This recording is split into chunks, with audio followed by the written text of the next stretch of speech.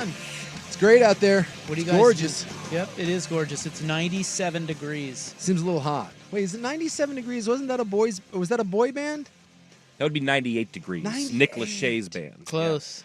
You were really close. And I was just kidding. It's only 88 degrees, which is also a boy band.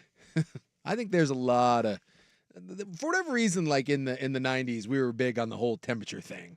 You know, What do you mean? Oh, like naming things. You know, it was like some girl group like Hot Sunday, 98 degrees. Had to turn up the heat. Had to make CNC Music Factory. Gonna make you sweat. We were all about body temperature for whatever reason. Remember those Hyperglow shirts? That like Hypercolor. I had one of Hypercolor? those. Yeah. Which is the worst idea ever for a fat kid. Oh, yeah. Hey, let's highlight my man boobs and all my sweaty pits because that's going to be real cool. For those that don't remember, that was a garment that changed color based on heat and cool. So if you started sweating from your pits, your shirt changed color underneath your pits, which shirts are going to do anyways. But that specific brand, not great for big guys. You know, when you're shopping in the Husky teen section, the last thing you want is to draw attention to your hot areas. wait, there was a Husky teen section? That's just when I was a kid, we had to shop in the big and tall But Husky teen? There's a big and tall section for teens, which I always just refer to as the Husky teen section. It's not a good thing when you're, I guess I never noticed that. Well, again, because you weren't a large child. Right. I was. Did they hide it for shame purposes? Yeah, it's like always tucked back in a like corner. tuck in the back. Like, look, if you're fat, come back here. What is the back to school? Instead of big and tall, can we just call it what it is and it's because Fat it's just kids? big and fat? Like, Well, that's not very nice. Well, Why but would we do it's that? the truth. Yeah, but you don't need to say that. We all know. It's understood. Let's try to hide this the best we can. And when you do go to the big and tall section, it's the worst clothing possible. It's just It's the worst choices usually. the worst choices. Really? Yeah. Oh, wait, Buckley, is this something that you had to endure? Oh no, but I've also like Were you been a little on, chunk? No, not so much when I was a kid, but just in general, the big guy stuff is more limited than the everyman stuff. I didn't know that. I feel bad for anyone that has ever had to shop in the big and fat Like section. Brian Windhurst? Yeah. Like there's nothing. And it's like, He's on our TV. Although right his now. coat looks nice. Have you noticed that they've changed his name? no. What? Well, I think he's Brian Windhorst. That's right. No. Have you heard how they introduce him now and how he says his name? Oh, they say it different now. He's now saying it Windhurst. Really? Yeah. Oh. Yeah. He's pulling a Dan Gadzarik. Yes. Yeah. Dan Gadzurich. Yeah. He changed it. Kenji Jojima, because it was Jojima. And then like a year into it, he was like, no. Zach Parisi and Zach Parise. Yeah. It's a whole thing. Oh. Well, anyway, I don't want to interrupt the fat kid talk. I enjoy that. I just didn't. I mean, this is all news to me. Like, I remember seeing the big and tall stores. Like, what was that? Kid Plus.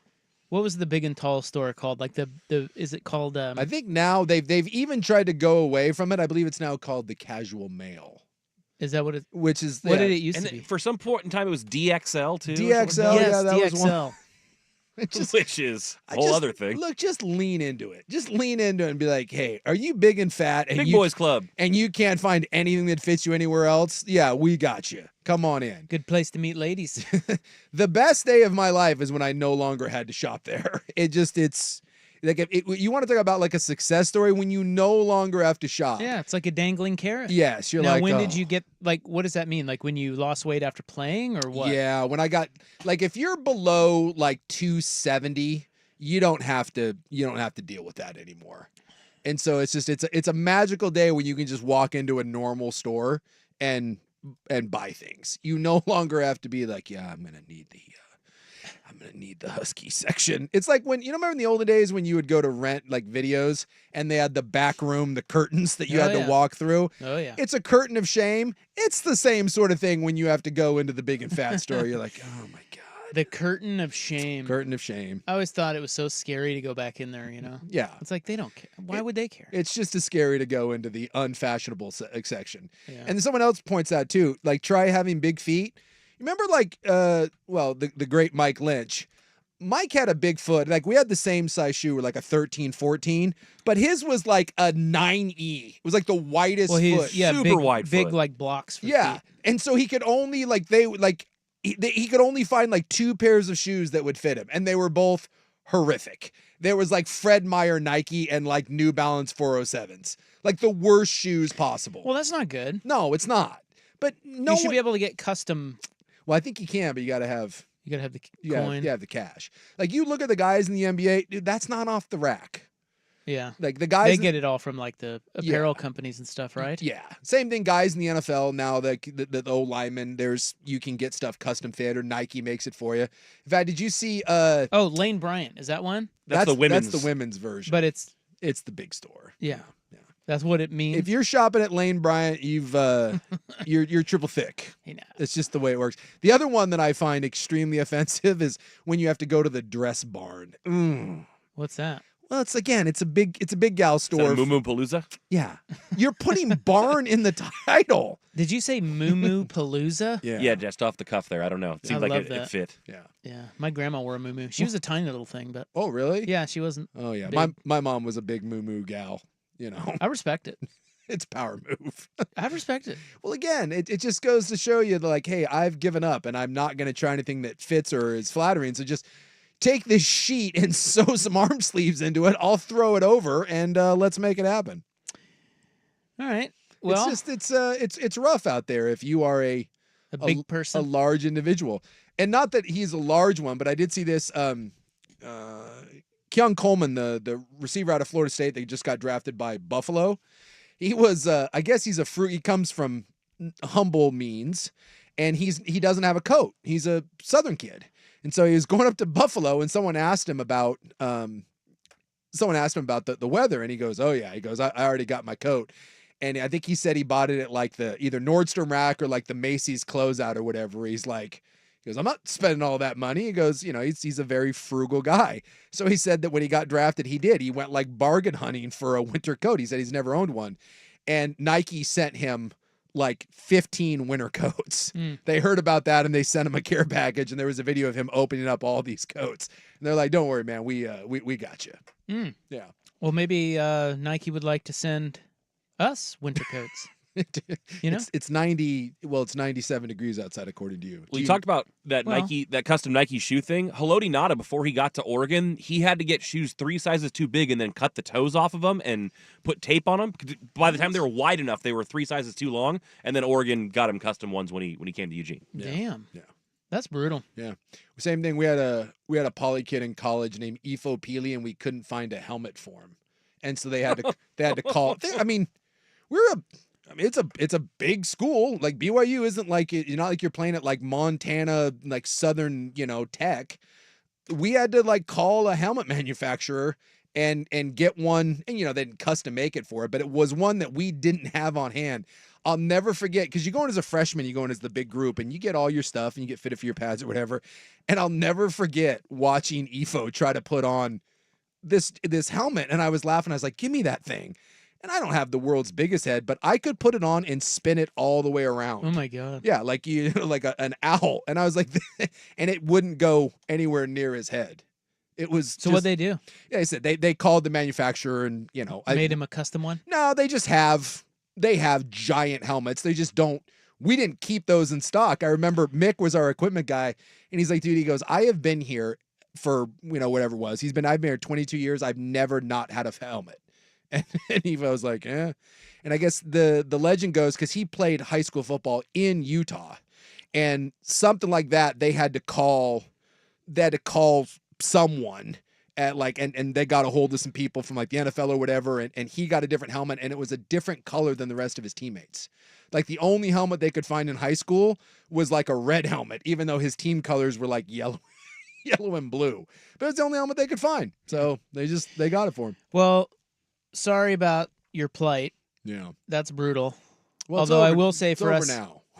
But for us average size people, you Yeah. probably didn't have this problem.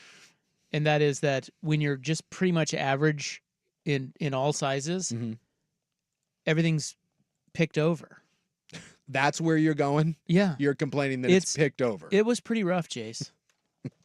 Yeah. It's I mean, you tough. go in and be like, Not as picked over as the big dude stuff. size 10. Oh, I'm sorry, we're out. Damn it. You will never know the pain. Okay, 10 and a half. You will never know the pain of this right here. And by the way, this happens all the time. To this day, walk into a place. Hey, that's a really slick pair of shoes. Hey, do you have that in a 14? Nope. And you will get this right here.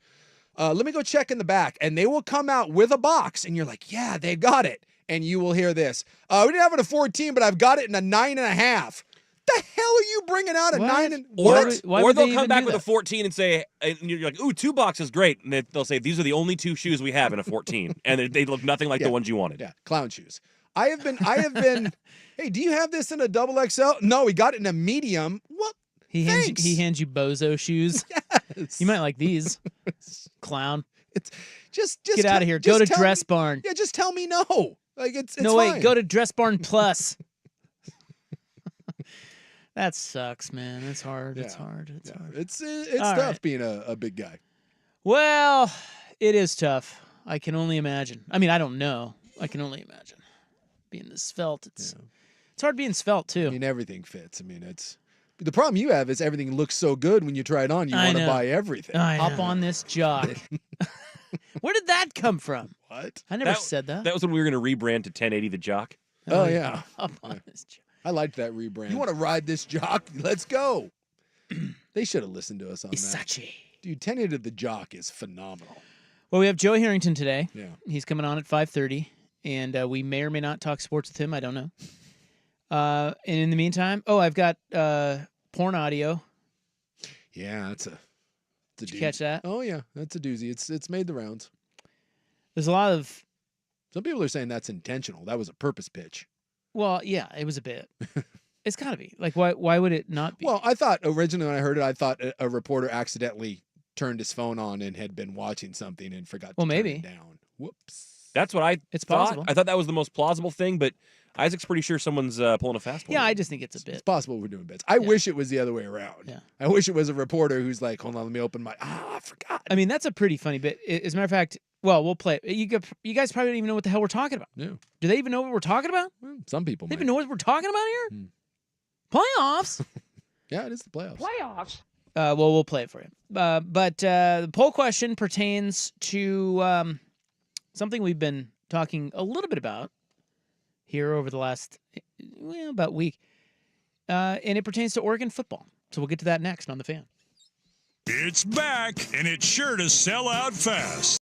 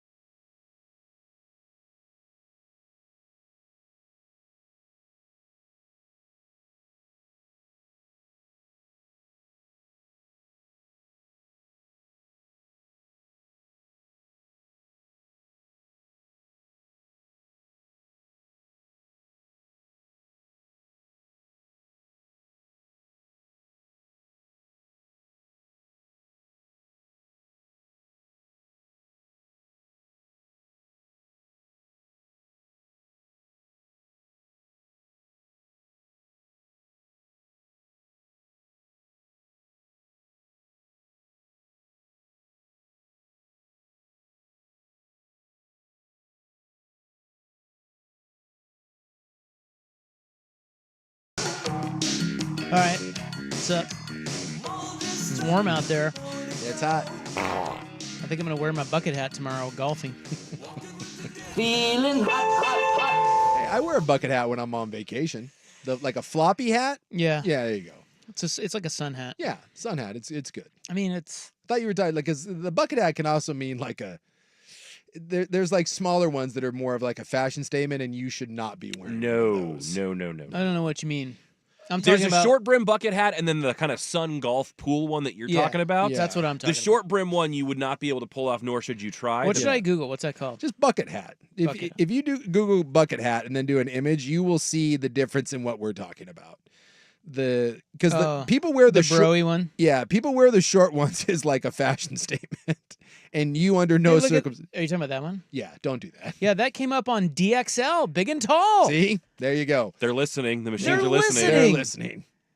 And by the way, I did bring up a photo of Ifo Pili, the man with Yeah. the largest head. Incredible. There was no exaggeration. I've never there. seen anything like it. It's like a ham. Yes. It's just It is like a ham, giant. and it gets bigger as it goes south. And therein lies the problem: is that most people, if you can get a helmet on, like to your Yeah, ears, you're then fine. you're good. It slides down. No, he's got. As he makes its way, you're right. As it makes its way down the head, and you get to the temples, it's wider at the base He's by got a significant amount. Well, he's got squirrel cheeks. Yes. And then he's got a huge neck. Like there's really no. I don't think there is a I neck. actually don't think he has a head. No, I think it's just a. I've never seen anything like it, and over the years, God bless you, Ifo, it's gotten bigger. I believe, like he got stung by a bee, I think, when he was a baby, and the swelling just. And he's a nice dude, but was terrifying. But if you want to see like what a big head is, just Google that man, and you will see the world's largest head. All right, here's our poll question today. Actually, let's wrap up yesterday's first, but it's, as always, on X at 1080 The Fan, brought to you by AAA Heating and Cooling, a family business helping families for over 60 years. AAAIAQ.com. Yesterday, we asked you, in which former Pac-12 college football program are you buying futures? Oregon State, Washington State, Colorado, or Stanford? And nobody liked the question because nobody wanted to answer it, which means it was a good question. Yeah, it was tough. But Oregon State won at 48%. Yeah. 21% said Stanford, 20% Colorado, and only 11% Washington State. Yeah, the Cougs are kind of forgotten about up there. I wonder if you did that like up in Seattle, if more people have faith in the Cougs. But yeah, because it feels like down here at least the Beavs are kind of scrapping, and they're like, they're trying to fight it a little bit. Where like Washington State, you just don't hear much out of them other than when Dickert was bitching last year. You do have the financial. Well, I mean, I don't know. Do you think that Washington State and Oregon State? Don't you think they're pretty equal in terms of their commitment? Sounds about right. Yeah, I mean, they both care. They both have fun. and both have had success. Yeah, they want it. Yeah. But limited resources. So I don't think there's much difference between Oregon State and Washington State, quite frankly. No. So I was surprised to see that gap. Maybe that's just because we're in Oregon. Yeah. But and there's more Beavers than Cougs that would vote. But I thought they were about the same. And the advantage there is that they're going to the Mountain West. I mean, they're playing a Mountain West schedule. Yeah. So it's going to be easier for them. Colorado's in the Big 12. Mhm. The Big 12's not great, No, but at the same time, but I just don't have faith in them. I don't. Dion is such an interesting figure because he's the X factor. But once his kid leaves after next year, I don't know. I can just see him leaving. I just Yeah. Well, that could be good for him. I read through that bull junk you wrote. I'm starting to think he's more snake oil salesman than he is team builder. Maybe. I don't know. It's My, how that tune has changed. yeah. Just I don't know. He's a must watch, and I'm not saying that he can't succeed.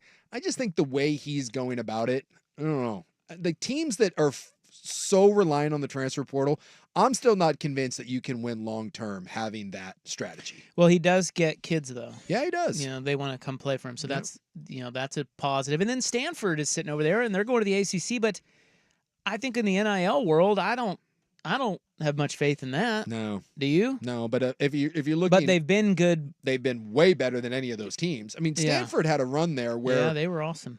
Stanford was a top 10 team in the country year after year after year. It just feels like Yeah. maybe in the new, like you said, this new era we're in, Stanford may have been left behind. That was they had that great run Yeah. there, and I'm not certain that it's recreatable. Yeah, I think in the NIL world, I don't see them even trying to keep up. It's possible that they just are like, man, I'm done. Well, and by the way, there may be a bunch of schools, because I don't know if you've been paying attention. I know you get kind of tired of it, but have you read about the settlement talks that are going on? Yeah, we talked about it some while you were gone. Well, okay, yeah. So I mean, they're going to settle. Everyone's trying to settle this, and you're going to settle this to the tune of roughly $2 billion, and and when that happens, and then you're going to have to. If these cases all get settled, the only way they get settled is if they come to the table and they have a new model. They will negotiate a new model in this. And part of that will be revenue sharing, somewhere in the neighborhood of 20 to 25 mil a year. So on top of all the NIL stuff, now you're going to have to come up with 20 to 25 million to just pay your players right off the bat in revenue sharing. There's going to be some tough decisions coming from a lot of programs about whether or not you want to play in this, or even if you can afford to play in this new era. So, everyone says that they want to be there until it comes time to start writing checks. And I just don't think anyone can really predict, outside of the Ohio States and teams like that. I think there's going to be more schools that kind of fall by the wayside than maybe we realize. So there was an ESPN article 2 days ago, or maybe it was, let's see. Yeah, May 7th. So 3 days ago, Jace. Mm-hmm. And it was, I wanted to bring this up as it kind of pertains to the poll question about how Oregon State and Washington State will do now that they've been kind of crapped on. Mm-hmm. And it was, the ESPN article was, what happens when realignment leaves a college football team behind? Yeah. And it's a pretty good look at, and reminder that there have been teams that have lost their power conference status, Mm-hmm. and they went through them all. So in other words, it's not unprecedented what has happened to Oregon State and Washington State, but it's hitting home because it's here. But it's not to this level. It's No, not it's- Pac-12 level. look, none of these are going to be, well, yeah. None of these are going to be exact, but there are schools that got left behind. Mhm. Some more comparable to Oregon State than Washington State than others. Like, for example, I'll go through them. There's only 10. Yeah. But they went through the old Pacific Coast Conference. Now so that's Montana getting booted. Yeah. That's Idaho getting booted. Okay, the demise of the Southwest Conference. Now, the Southwest Conference was a bigger deal. Mm-hmm. TCU was in that conference, Yep. and I think they're a pretty good comp, one of the better comps actually.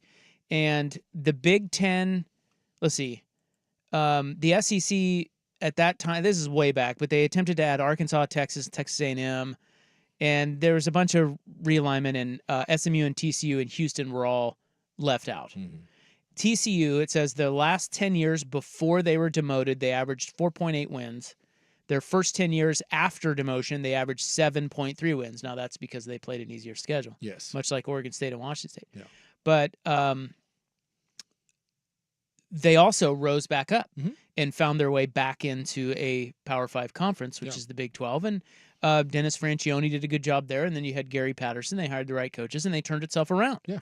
Houston, last 10 years before demotion, 4.6 average wins. First 10 years after demotion, 4.4 average wins. They were about the same, but again, they have Reemerged. They have reemerged. They're now in the Big 12. Mhm. SMU, I mean, that took a long time, but here they are in the ACC. And they're, death penalty and.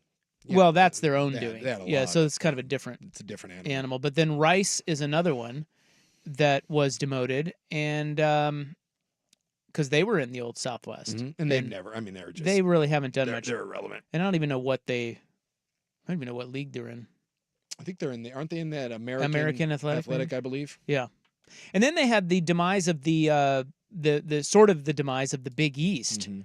which used to be a basketball power, but it still kind of is. They've kind of rebuilt it as a basketball conference. Yeah, but like Cincinnati would have fallen from that, right? Cincinnati, last 10 years before demotion, 8.0 average wins. First 10 years after demotion, 8.6. And they had Brian Kelly and Butch Jones, and now that's another good comp. And they got into the Big And 12. now they're in the Big 12. UConn is one that you don't want to be like. No.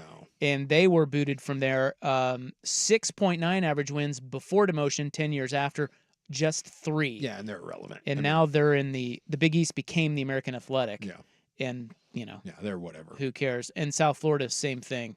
They've kind of gotten lost in the show. Oh, and Temple. So those are the 10. So And then that leads you to the Pac-2, which is Washington State and Oregon State, which I think are more comparable to the TCU, Cincinnati, Yes. Houston route yes, than the Yukon. I don't know what else. Certainly Montana, Yeah. Idaho route. yeah. The only thing is, it's such a different landscape now than it was then, the NIL era, and the other one too. That you think about Cincinnati and you think about certainly SMU. You're talking about major markets. I don't know. I mean, why Washington State and Oregon State ended up where they're at is because they're in Pullman and Corvallis. I mean, it just sucks, but that's true. People didn't want them because of that, because it's not the quality of play. Oregon State and Washington State are better than a lot of programs that are in Power Fives. They got jobbed because they were in kind of little forgotten markets and weren't perceived to bring value. Whereas some of those other schools, in Texas and in the Midwest, it's a bigger deal. So I'm with you. I don't think that means. I think it gives you some hope, but I just think it's a real uphill climb for either one of those schools. But you shouldn't feel hopeless. I think I think that's the goal here, yeah. is to just say, hey, listen, we forget realignment has been going on since the beginning. Yes. It's been constant. Yeah. And schools get left out, they get bumped up, they get a window of opportunity. And Oregon State's and Washington State's window of opportunity could still come. Yeah. You just got to find a way to get out of this within 2 years. You just have to hang tough. around. Yeah. Yep. Hang in tough. Go back to 98 degrees. Yeah. Boy bands. No, that's That's new kids. Yeah. You just gotta hang around and bide your time. And I think both schools know it. I mean, they've kind of talked about it. And you got to keep the programs from getting decimated, and then try to strike within a 2-year time frame, and see if you can get a place at the table. And by the way, TCU just in the championship game 2 years ago. Yes. Yeah. That should make you feel a little better. That is yesterday's poll question. Okay, we'll get to today's poll question pertaining to Oregon coming up next. Here's Buck.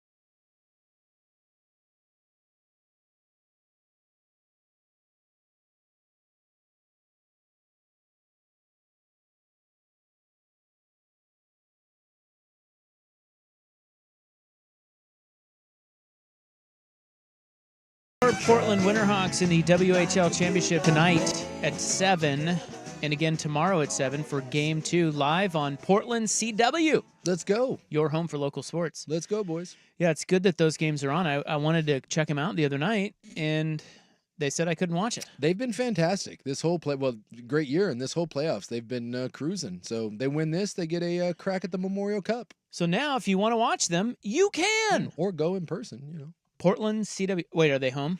Yeah, the first two are at home. Who are they playing? They are playing Slackjaw? Moose Jaw. The Moose Jaw Warriors. God, I hate those guys. Yeah, sons of bitches. I'll be going tomorrow. Tonight, So tired though, of them. Pearl Jam's in town. Pearl Jam. Pearl Jam. Eddie Vedder That's right. is here. Mhm. All right. Poll question today, AAA Heating and Cooling at 1080 The Fan on X. We're asking you, is it title or bust for the Dan Lanning era at Oregon? Absolutely. Want to say yes, but nah. Or just happy to be relevant. Why are you laughing? Oh, just the Duck fan is, I would be fair about this because I think Dan Lanning is a bit of a rock star. Football's football, and the only way to get better at it is to play football. It's if I'm buying futures, I am buying stock in Dan Lanning and the Oregon Ducks. I think the team that they're going to roll out this year, I don't think it's really arguable. This is the most talented team they've had top to bottom. Yeah, they're number 3 in the rankings. Did you know that? It's they're already doing rankings. There's NFL players at every level. So every Georgia position. is 1. Yeah. Ohio State is 2. Yes. Oregon 3. Texas 4. Alabama 5. Yeah. There's massive expectations. This team is loaded, like I said, NFL players at every position. Best quarterback room in the country, probably, right? Well, I mean, Dylan Gabriel. Texas. Yeah, Texas has, and we don't know. I mean, Dante Moore was underwhelming at UCLA, but certainly was a big-time recruit. But Dylan Gabriel is a big-time proven player. So you love everything they have, but it's like, Dan Lanning's going to be here forever, and he's the man, and we've never seen this before. But like they've said that literally about every coach. Like we all do this. Gary Anderson was this at Oregon State when he beat Oregon. It was like, Gary Anderson, the Beavs have returned. They said when Willie Taggart came, I was like, oh my God, Willie Taggart's the guy, and then he left, and it was like, good, we didn't want him anyways. Mario Cristobal, no one recruits like Mario Cristobal, and then how'd that go? And by the way, the Cristobal leaving was the best thing that ever happened to you. Same thing with Taggart, because both those guys look like clowns right now. And so it's like, We just rolled, brother. How many times can you be like, this one, he never leaves, this guy's the best? It's just that there's always consistent buy-in from any program, and I get why. And I chuckle a little bit at the nature of the next guy is always the best guy, and he'll never leave, and he'll never break our heart, and there's no way we can possibly do it. Well, this time we really mean it, though. Yeah. Well, can I push back on that? First of all, Go for it. I don't think that was said about Taggart. As a matter of fact, I think a lot of people were like, I don't know about this. Cristobal, for a while, had it going, but he sort of exposed himself a bit tactically. And I think he was very polarizing. There were some people that actually did not like Cristobal as successful as he was. The never leaves thing, those two guys particularly, people were terrified that they would leave, and they did. Yeah. I think the only reason But there's no way Dan Lanning will leave. Well, No I think way. there's one thing that is different, and that is that the Alabama job came open, and he instantly put out a video saying, I'm not going anywhere. And it that was a really big deal, I think, for Oregon fans to just, because I think at Oregon, this is part of the crux of the question is, does Oregon get to this level of expectation that we see at other blue blood schools? I don't know if it ever gets there, but that's kind of what I'm asking. And with Lanning, I think he has taken it to another level. Certainly better than Taggart and Cristobal. Now I get it. It's you still have to develop and coach and stay healthy, and you certainly got to beat Washington. He's got a lot of boxes still to check. Yep. But the talent level, it's the best they've ever had. And he has said repeatedly, and I just think he's got this sort of he's just got this vibe where he's genuine. He has said repeatedly, I can win a championship here. This is what I'm focused on. And it's not to say that he will never leave. I don't think anybody's naive enough to think that Dan Lanning will be here forever. It's just that there was a really big opportunity for him to leave, it seems, and he didn't. We don't even know if he was offered that job. Well, I don't think he was offered the job. Yeah. But I think the point is, and he told us this because I asked him about this last time he was on a couple weeks ago. The point is he didn't care that job was open. He didn't care he wasn't offered that job. Yeah. It was, I have everything I need to win here. Sure. And so Lanning is different than those other two guys. And that's not to say that he will never leave or something bad can't happen. But I think that the crux of the question is the point of, does it ever get to a level where the natives get restless when this guy continues to recruit and just continues to take it up? And I mean, they're starting third in the country. It's ridiculous. So that right there, I'm just talking about, I'm not even talking about just this year, but if we keep it to just this year, that's pressure. Yeah. I mean, you're already top three. You have a schedule that sets up well for you. There really is no excuse roster-wise. You host Ohio State, the one team that is ahead, or two teams that are ahead of you in the rankings. You host one of them. The other one you don't play. It's a 12-team tournament, much bigger tournament, so you should get into like everything is set up. So if they fail, then it's like murmurs, whispers, right? And then that's why I asked Dan Lanning era. Over time,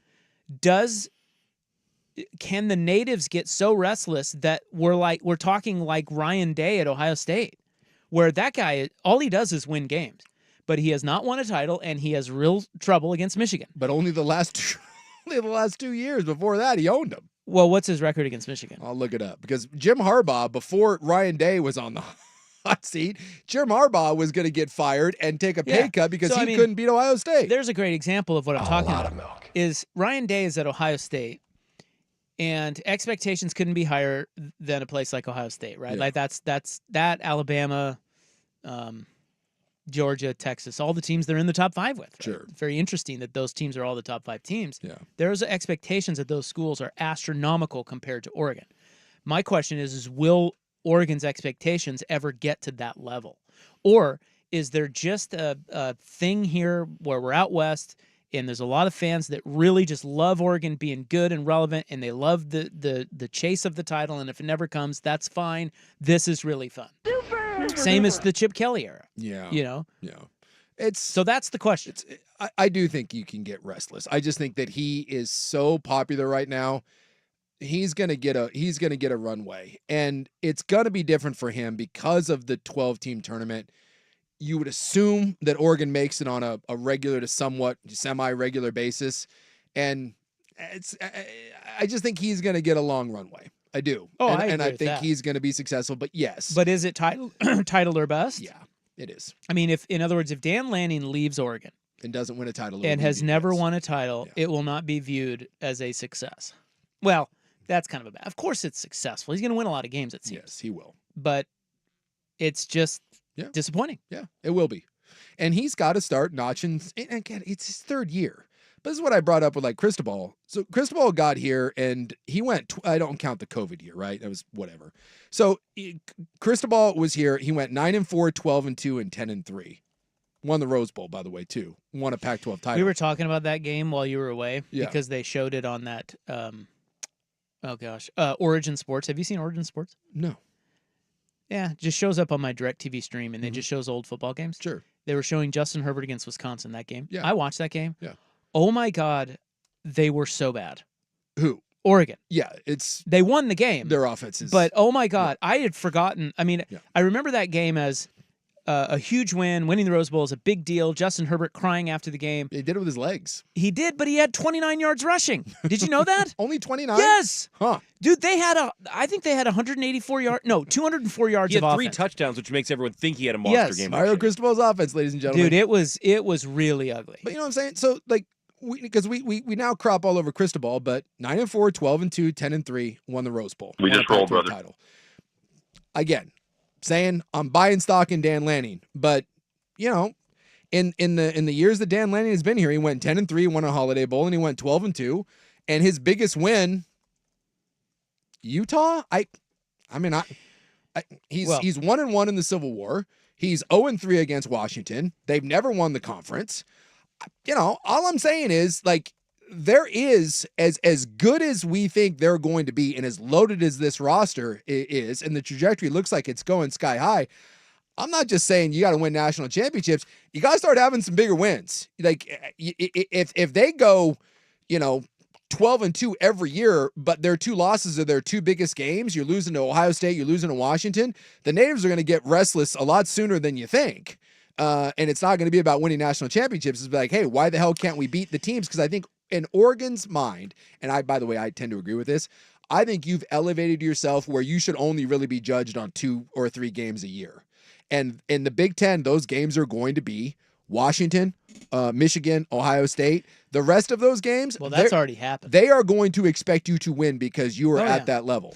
So I'm not 10 wins doesn't mean much. Go ask Clemson. No, I got you there. Right now. Yeah, that's for sure. But It's a dadgum mistake. I'm just not sure anyone thought Cristobal was good enough to get them over the top. As a matter of fact, he started to get. There were a lot of whispers about him in that offense towards the end there. And yes, you can still win a lot of games, but I think Oregon is just at this place where, they've played in 2 national title games. They've been very, very, very, very, very, very close. Yeah. And I think a lot of fans were getting a little restless about Cristobal getting them back there. People believe Lanning can because of the way he's recruiting and how just good they look offensively, right? So I just think there's a lot of difference between what the optimism with Lanning and what was going on with Cristobal. I get what you're saying, and I think it's fair because Lanning, you are what you are on paper, right? Yeah. But at the same time, come on, I just think a lot of people are way higher on Lanning than Cristobal. Give it another 2 years if he doesn't beat Ohio State and he doesn't beat Washington. Well, and that's the whole point of the question is, is it title or bust? Yeah, I say yes. Because somebody texted in the Vancouver Ford text line is, he says, I think for Oregon fan, wait, where'd that go? Never mind. Hold on. Just to answer, I do believe we are at the point now where, and a lot of Duck fans, it is time to win the big one. It's never just building. Because right now, like you can rationalize the Washington losses. They were close games. Still lost. Blew a big lead to Oregon State. But you're trending towards something so much bigger and better that it's like, okay, that's fine. But we'll eventually get those games, right? Yep. But you're right. If they don't, oh baby, here come the the pitchforks, and then that's where you can drive a guy out of town. Yeah. Because he's like, well, dude, you don't respect me. Like, what the hell do you want from me? I'm working on it. So yeah, it will be interesting to see if the heat ever gets, cranked up on Dan Lanning, because this is traditionally an area with fans that have somewhat of a perspective, unlike Alabama. Those perspectives or are changing. Ohio State. Expectations are sky high. This guy says, as an Oregon alum with several friends, also Oregon alumni, you could not be more wrong. We are holding our breath and not saying a word because we're expecting to not live up to expectations, and then we will eventually lose Lanning. No Oregon alumni or fan I know is assuming anything or puffing out their chest like we have this one in the bag. That's not what I think. Yeah, I don't think those aren't the Duck fans that I know. Well, that could be true of him and his friends. That is a perspective of some Oregon fans, West Coast fans, but there are a lot of them that are cocky sniffing right now. Exactly. And Washington for good reason. And Washington fan correctly points out, you should beat us first before you start talking about your program. Yeah, well, he's going to have to. Yeah. You are what your record says you are. Look at you just crapping all over our friend, Dan Lanning. I'm buying stock. Unbelievable. God dang, what do you think? I'm a big Dan Lanning I'm going guy. to tell him this next time he's on. That I'm sure he's going to be real bummed Football's about football, and the only way to get better at it is to play football. Yeah, that's right, Dan. But you know what my co-host said about you? Making that choice. This son of a bitch. Holy cow. Vote hard on X at 1080 The Fan. We will be back with audio, sports audio. It is 3:49 on The Fan. Yeah.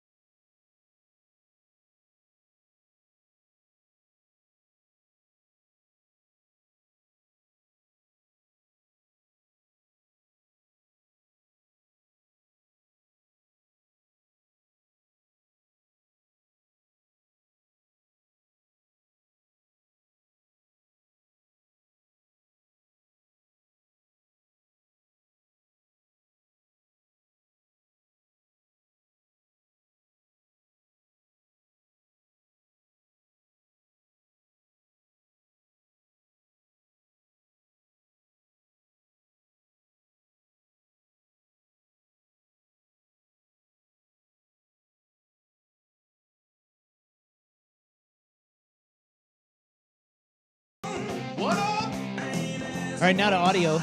We were teasing this earlier. If you haven't heard Luka Doncic press conference after last night's win. By the way, how do you think the guy who has the Oklahoma City futures ticket is sweating a little bit more now after Oklahoma City lost last night? Yeah, just a scooch. Yeah, it wasn't even a big performance from Luka and Kyrie. I think combined, what, 38 points? Yeah, that guy's the guy who has the $100 3-leg parlay with the Chiefs winning the Super Bowl, Rangers winning the World Series, and the Thunder winning the NBA title. Yeah, $1.7 million. They offered him, I think, 75, and he said someone else maybe $100,000 to cash out, and he was like, "Nah, I'm gonna roll the dice." It's one game. It's like that with Boston fan. Like, there were literally conversations going on Boston radio yesterday about, is this going to be too easy? And then they lose one game, and now like a bunch of I swear to God, the national NBA press is bad. the worst. It is. It's the worst coverage of any league in the world. It really is. I woke up to and I turned on. I had what's that show? Get Up. Yeah. Or something on ESPN. I flipped that on, and what was the exact? I should have written it. Oh my God. You should have written it down. I should have written it down. I forget exactly what they were debating about the Celtics, but it was a total eye roll. Yes, it was like, dude, it was one this whole game thing and about all like, of a sudden, like Boston, are they overrated? And I'm like, my God, you lost a game. yeah. I mean- But try telling that to a guy who has $1.7 million on the line for the Thunder. Okay. Yeah. So this was the press conference last night. Luka was up there on the dais. Yeah. And here's what a little bit of that sounded like. Just our sharing the ball and our energy was great. What do you think? Okay. Okay, moving on.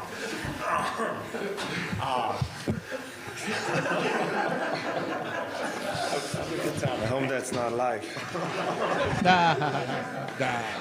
Do the over cackle for when an athlete says anything. Oh, you're so funny, Luka. The look on his face though was pretty good. Yeah, it was good. They got him. We now know where that came from. If you didn't hear right at the beginning there, I'll play it again. But there was porn.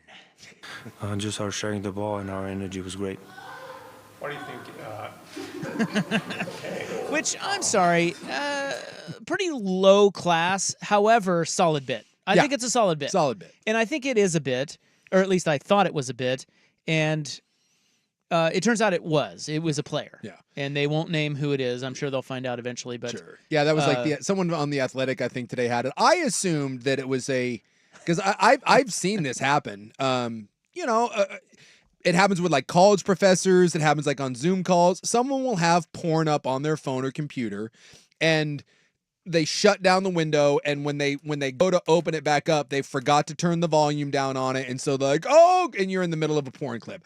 I assumed, and by the way, this is not a leap, that some reporter in the middle of the fourth quarter was watching, Backdoor Bunnies Part 9 and then was like, oh, let me just shut that down real quick. And then brought up his phone to like take a note or record something. I'm partial to Part 8. Yeah. Well, a lot of people think that the series went down after number 6, but, I don't think so. It's up for debate. It's up for debate.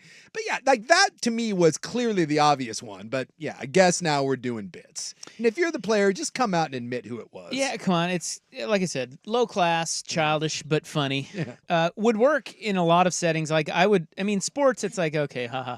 But I think that would be really funny at something very serious, like a presidential debate or something. Wow. Next time Marjorie Taylor Greene is like introducing some bill. Yeah, I don't know. I think she's not very serious, quite frankly. Yeah. I think you would just upset her, though. Yeah, she's what? I mean, like something really serious where everyone's like, yeah, captive, and then it's just the most like in sports. Everybody, notice how everyone was laughing. Yeah. Like the media loved it. Now imagine but if it's a courtroom and you're getting ready to read a verdict, and people are, oh! And then people are like, when they have to look around, like they're so disgusted. That's when it's funny. To look Someone's funeral. for porn, Dan. A funeral. Porn. Oh my boy. God, Yeah. Buckley. I wonder if anyone has ever porned Oh, no. has ever porned a funeral. Like, What? Because again, my working theory is that Do I want to hear where this is going? Yeah, follow me on this. I get porn to funeral. I was under the impression, and by the way, I still have a sneaky hunch that the most likely explanation is still someone in the media was looking at porn. And looking at porn, it's a player. I know, but just or they already said it was. Yeah, but like I said, that was my original assumption. And anytime I would hear something like this, that is my assumption. Someone was looking at porn, and they shouldn't have been. And oops, here it goes. And looking at porn in the midst of covering an NBA game, whatever. I don't care. I'm asking: is there a more inappropriate place to porn than at a funeral? Like if you're at a relative's funeral and you are looking at porn during the service, because that's how you'd get caught, is you forget to turn it down. What's worse? What's a worse time? I mean, the only thing I can think of would be like a kids gamer, like when kids are involved. You know? How about this? You got it. Someone on the text line says what you described is called mournsturbation. Hey, I deal with grief in my own way. Right. By the way, you just put an image in my head, and the worst place, and I retract my statement. It is not a funeral. The worst place to get caught porning, kids beauty pageant. Oh, kids beauty pageant. Oh dear. Yeah, one of those those dear. Texas ones, the JonBenet Ramsey sort of things, the Honey Boo Boo. If you get caught porning at one of those, you should be arrested. What? You should be arrested. And the person's going to be like, no, this is adult porn. I don't care. We're sending you to prison. Like for 7 years. You're going away. You can take your Halloween and shove it up your little kid ass. Someone's a job interview. That's tough. Ooh, that's bad. That would be tough. bad. That's tough. So when I was in college, I had a TA plug their laptop into the projector screen for a. I love where this is all going. the time. There were 150 people in a lecture hall, and this guy plugs it, and he thinks that PowerPoint's going to pop up, and his browser pops up, and there's 5 tabs open, and there's a lot of bouncing going on one of them, and everyone's like, "Oh, he got so red, so flustered, ripped the cord out." Yep. That's fantastic. Yep. He was watching Romancing the Bone. Something like it. Hell yeah. I believe that was Battlestar Orgasmica that he was checking out. Yeah, though that stuff happens all the time.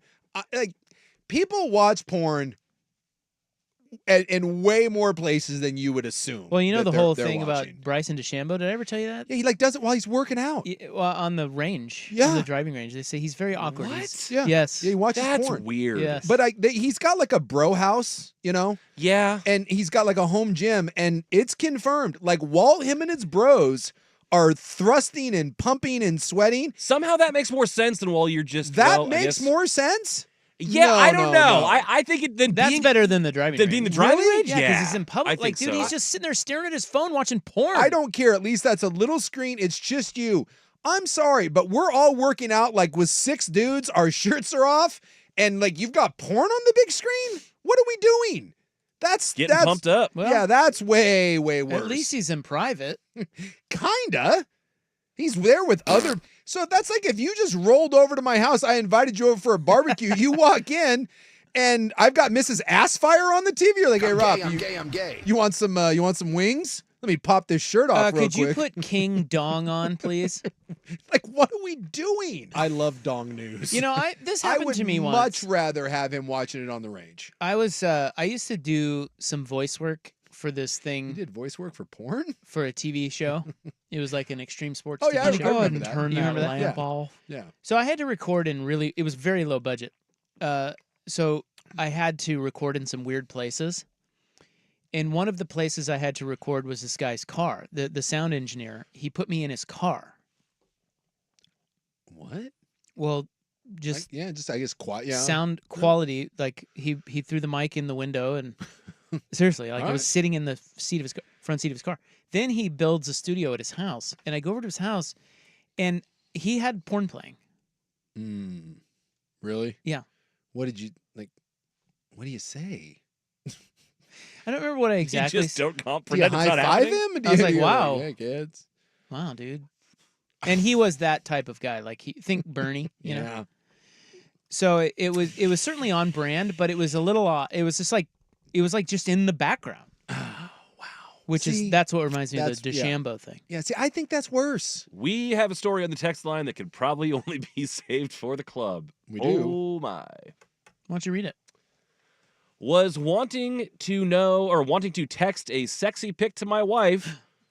Mom's number right next to hers on the phone. No. We can all see where this is going.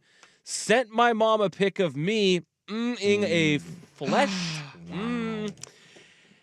And that my wife bought me as a gag gift. No, you're Good done. times. You're done. Oh, It's over. face wasn't like You know, I don't know. she could see him that it was him. Well, was she saw? Well, his it was came from number. his number. Yeah, I know, From but it- it's worse if she Wasn't can see mine. that it's him, right? Yeah, I think. Is that what he's saying? That it was? Yeah, I'm a little confused. Yeah, I think It he's was saying him? that he sent Yes, it was him. himself Yes. doing the Yes, gag yes, yes. gift and sent it Ah, to mother-in-law. God. You can't. That's Merry Christmas, bitch. yeah. There's no coming. And it was the mother-in-law, not the mother. Oh, the in-law. That's Let's even see. worse. That's even worse. Oh no, he says mom's number is right next to Okay, hers. so it is well, his it's mom. not clear if it's her mom's or his I don't. mom's. I think honestly, I think the mother-in-law would be worse than the Your unless the own- mother-in-law is into it. Wow. Yeah. What if she texts back? Yeah. like, What if she fires hey, back like I I like what I like- you're packing. You're making me Say the uncomfortable. same thing. God, this show is terrible. We gotta go. It's terrible. All right. When we get back, we'll take a look at the NBA draft lottery. It Now, is there's a 4:05 transition. on the Fan.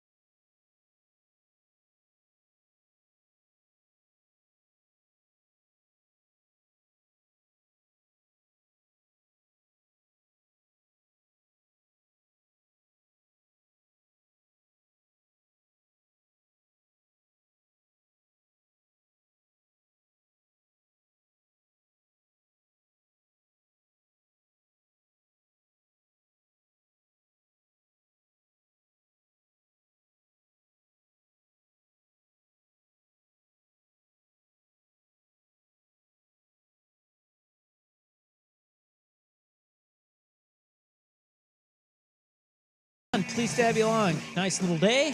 Nice little weekend ahead. Hope you guys are going to have a really fun, exciting Mother's Day. Yes. For your mom and not send them videos of you pulling your pud. Fleshlighting. Wow. Yeah, don't do that. And by the way, if you are sending nudes, you got to double, triple check that. No, dude. You really got to be listen, detailed in that. I have a philosophy on this. Never send. Yeah. Never No. send it. No. It's You bush. know, look, as you well know, Take some adventure, take some excitement in your life. it was chronicled that I have a DUI. Okay? Yeah. Do you know the only way, you know how to guarantee that you do not get a DUI? Do you know how to guarantee that? Don't drink. Never drink and drive. Well, you can drink. Yeah. Don't get behind the wheel of a car after drinking. Yes. That's the foolproof way to never get a DUI. Yes. Well, my dumbass learned that the hard way, okay? You know the foolproof way to never send the wrong D-pic. photo or video to someone? Yeah. Don't send it to anyone. You know what, I've Rob? never seen so much dong in my life. Well, so there you go. I do appreciate your philosophy. Advice by Isachi. I like to You're have- welcome. I like to have a little more Isachi. whimsy in my life, and hey, sometimes an idiot. sometimes you got to go full send. Isachi. Sometimes you got to send one of send one of those out there. No, you don't. I don't want to live in a world where I can't receive time for that. dirty pics. And you can't be selfish if you're receiving. You have to give occasionally. I'm going to show you my boobs. Yeah.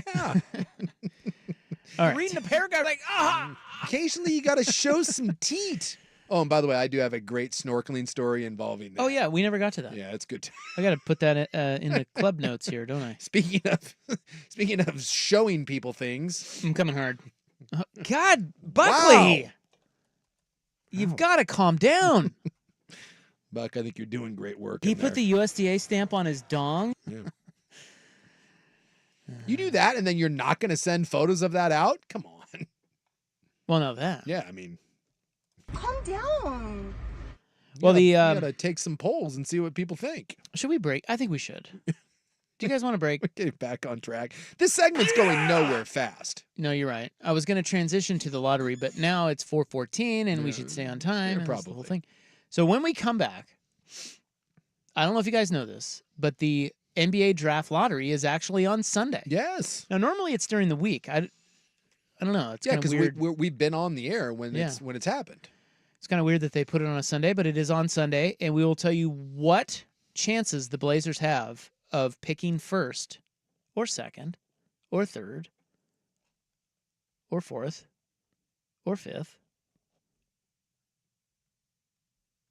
or sixth or seventh. I don't think they can do that. Yeah. 9 times. 9 times. I was wondering when you'd stop me So far, you can follow. because I don't actually know the answer. So let's find out together. Let's go on this journey.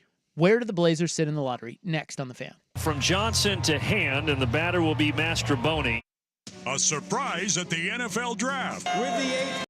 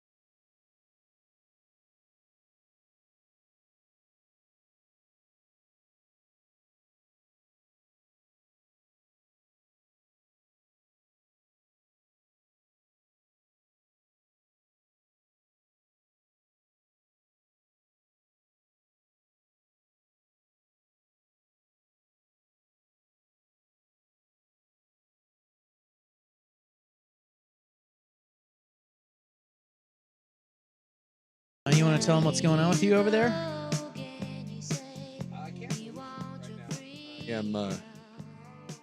Yeah, I'm. What's going on? I'm on the struggle What is bus. the matter with you? John, I was fighting off last segment. I was fighting off a left hamstring cramp, and as I shifted in my seat to try to alleviate the pain and not go down, the right one started to cramp. So now I am sitting here. I can't move either leg.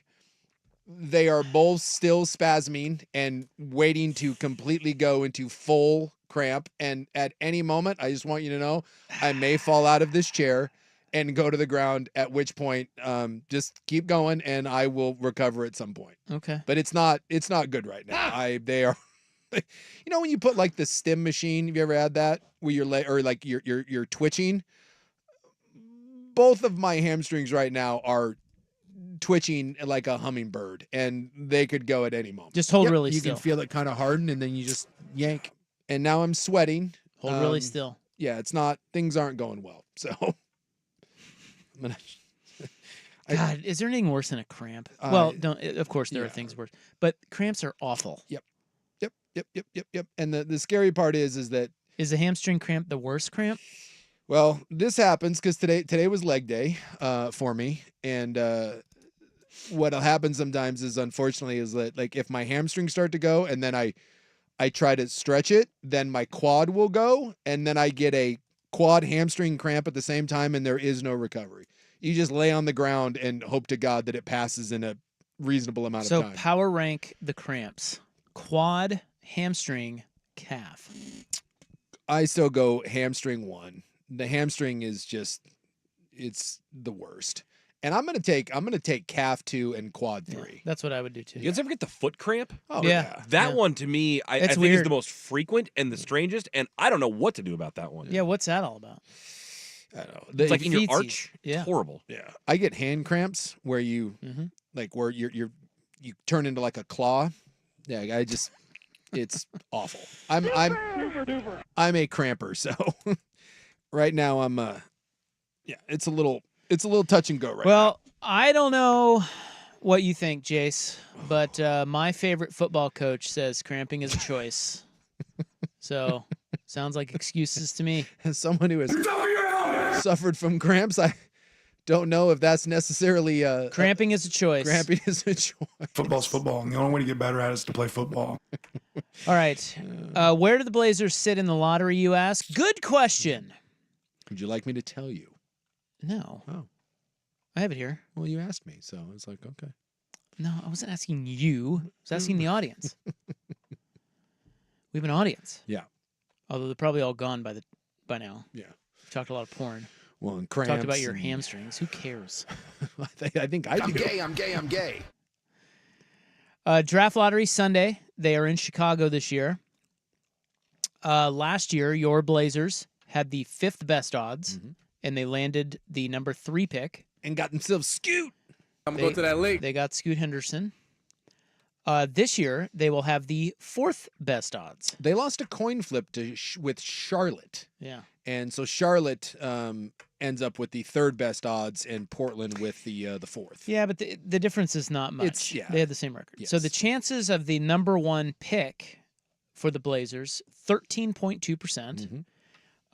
Who the number 1 pick is, I don't even know. Do you guys know who the number 1 pick is in this draft? I don't think that there's a consensus, but it's most people think it's the one of the Frenchmen, either another Frenchman. Yeah, there's is it a Wembanyama? No, type guy. It's the kid Alexander Sarr. Alexandre Sarr. Yeah.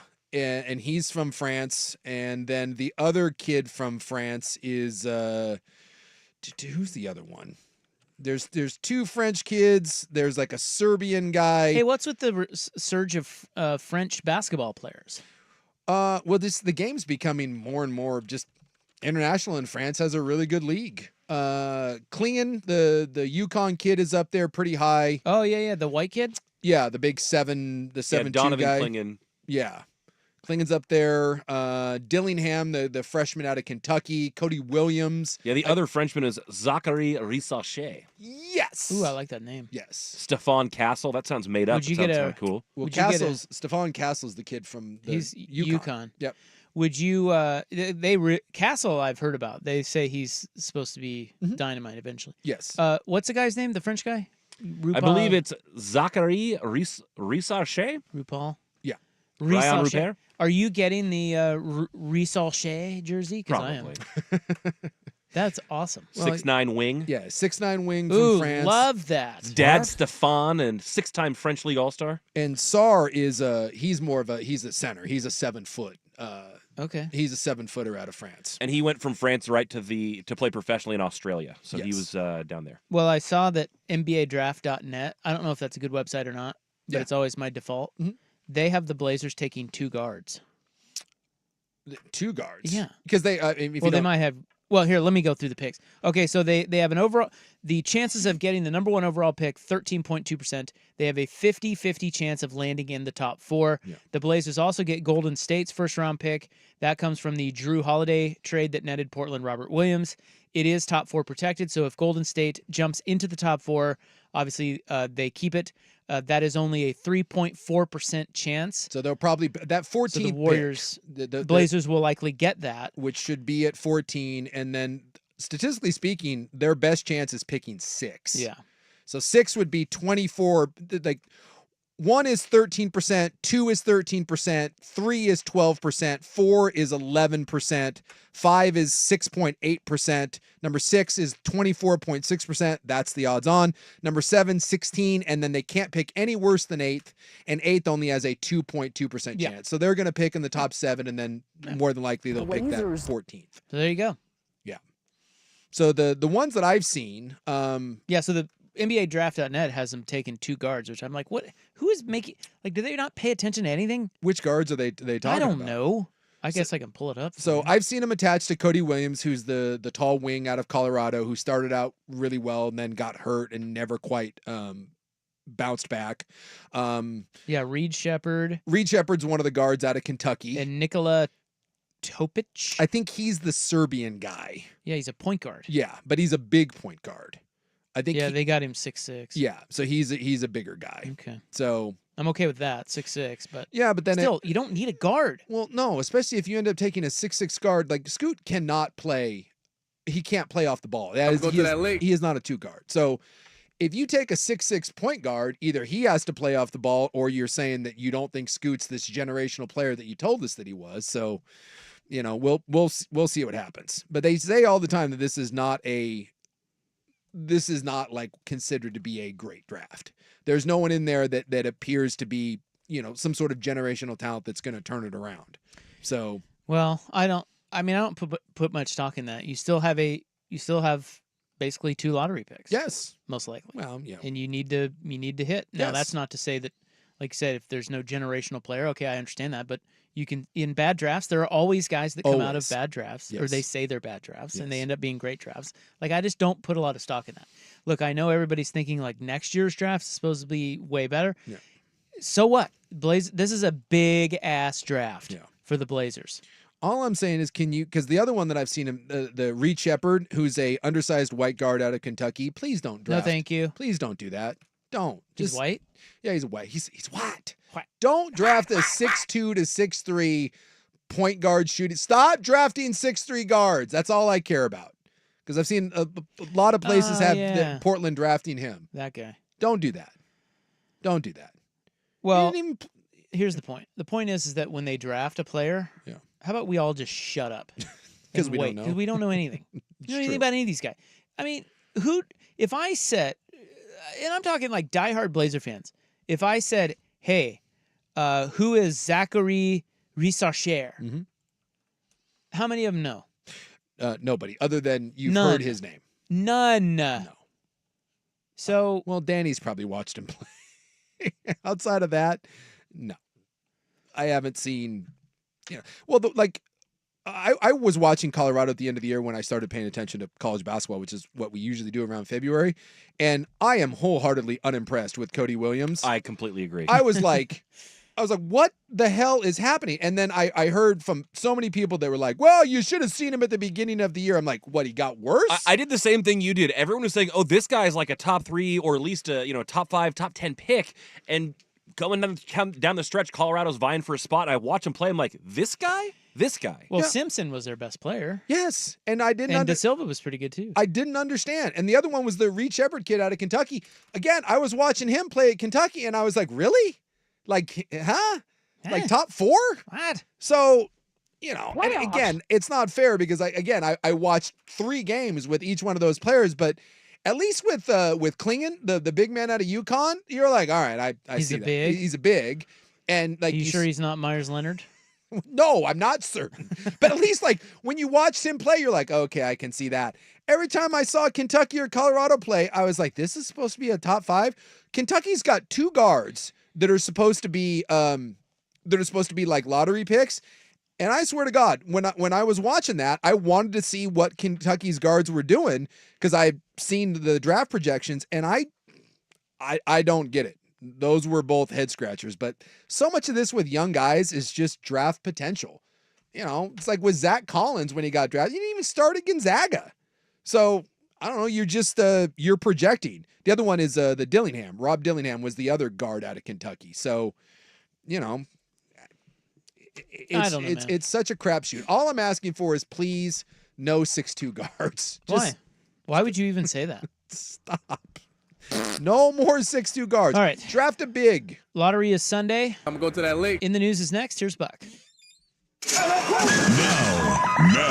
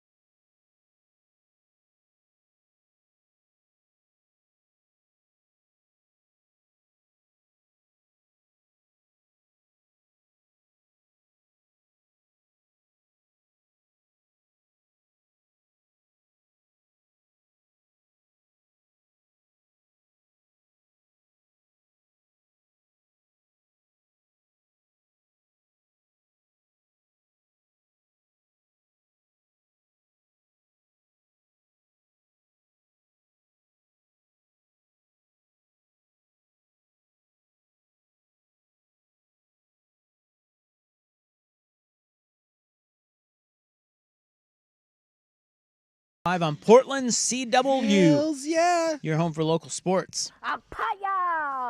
Take that, Moose Jaw. Great name, by the way. Yeah, I like that name. Is that the name of the town? Yeah. Moose Jaw? They're the Moose Jaw Warriors. Why is it Moose Jaw? Like, what is it about the jaw of the moose? That's a good call. I was wondering if maybe like the shape or the outline of the town looked like it, or maybe they have a body of water like a lake or a river that resembles a moose jaw. Mm-hmm. Okay. I'm looking here to see if there is a reason why it's called Moose Jaw. It's in Saskatchewan, but I'll figure it out. It is May 10, 2024. It is time now for In the News. I'm your noted newsman. Hello. Thank you. Thank you so much. Thank you, ladies. Thank you. Thank you. Thank you. Thank you. Today is National Shrimp Day. Oh. Shrimp is... You just pulled a Dave Bartu. You went... I am so passionate about shrimp. I'm going to say, if I'm ranking my foods... You love shrimp. Shrimp's on the medal stand. Do you like all shrimp, like shrimp cocktail? I don't like shrimp cocktails. Because I don't like my cold shrimp. I need my shrimp cooked. So like the little bay shrimp, like in a shrimp set, get that out of here. Yeah, there are a million preparations of cold shrimp that are delightful. You know what? You take your cold sandwich and you take your cold shrimp, you turn it sideways, they're both great. And you cram it. I want my sandwiches hot and I want my shrimp cooked. So as long as you cook that shrimp, little shrimp ceviche. I love shrimp. Ceviche. Oof. So I'll put shrimp. It's on the medal stand. It's not winning gold, but it's competing for silver or bronze at any point in my life. It is also Trust Your Intuition Day.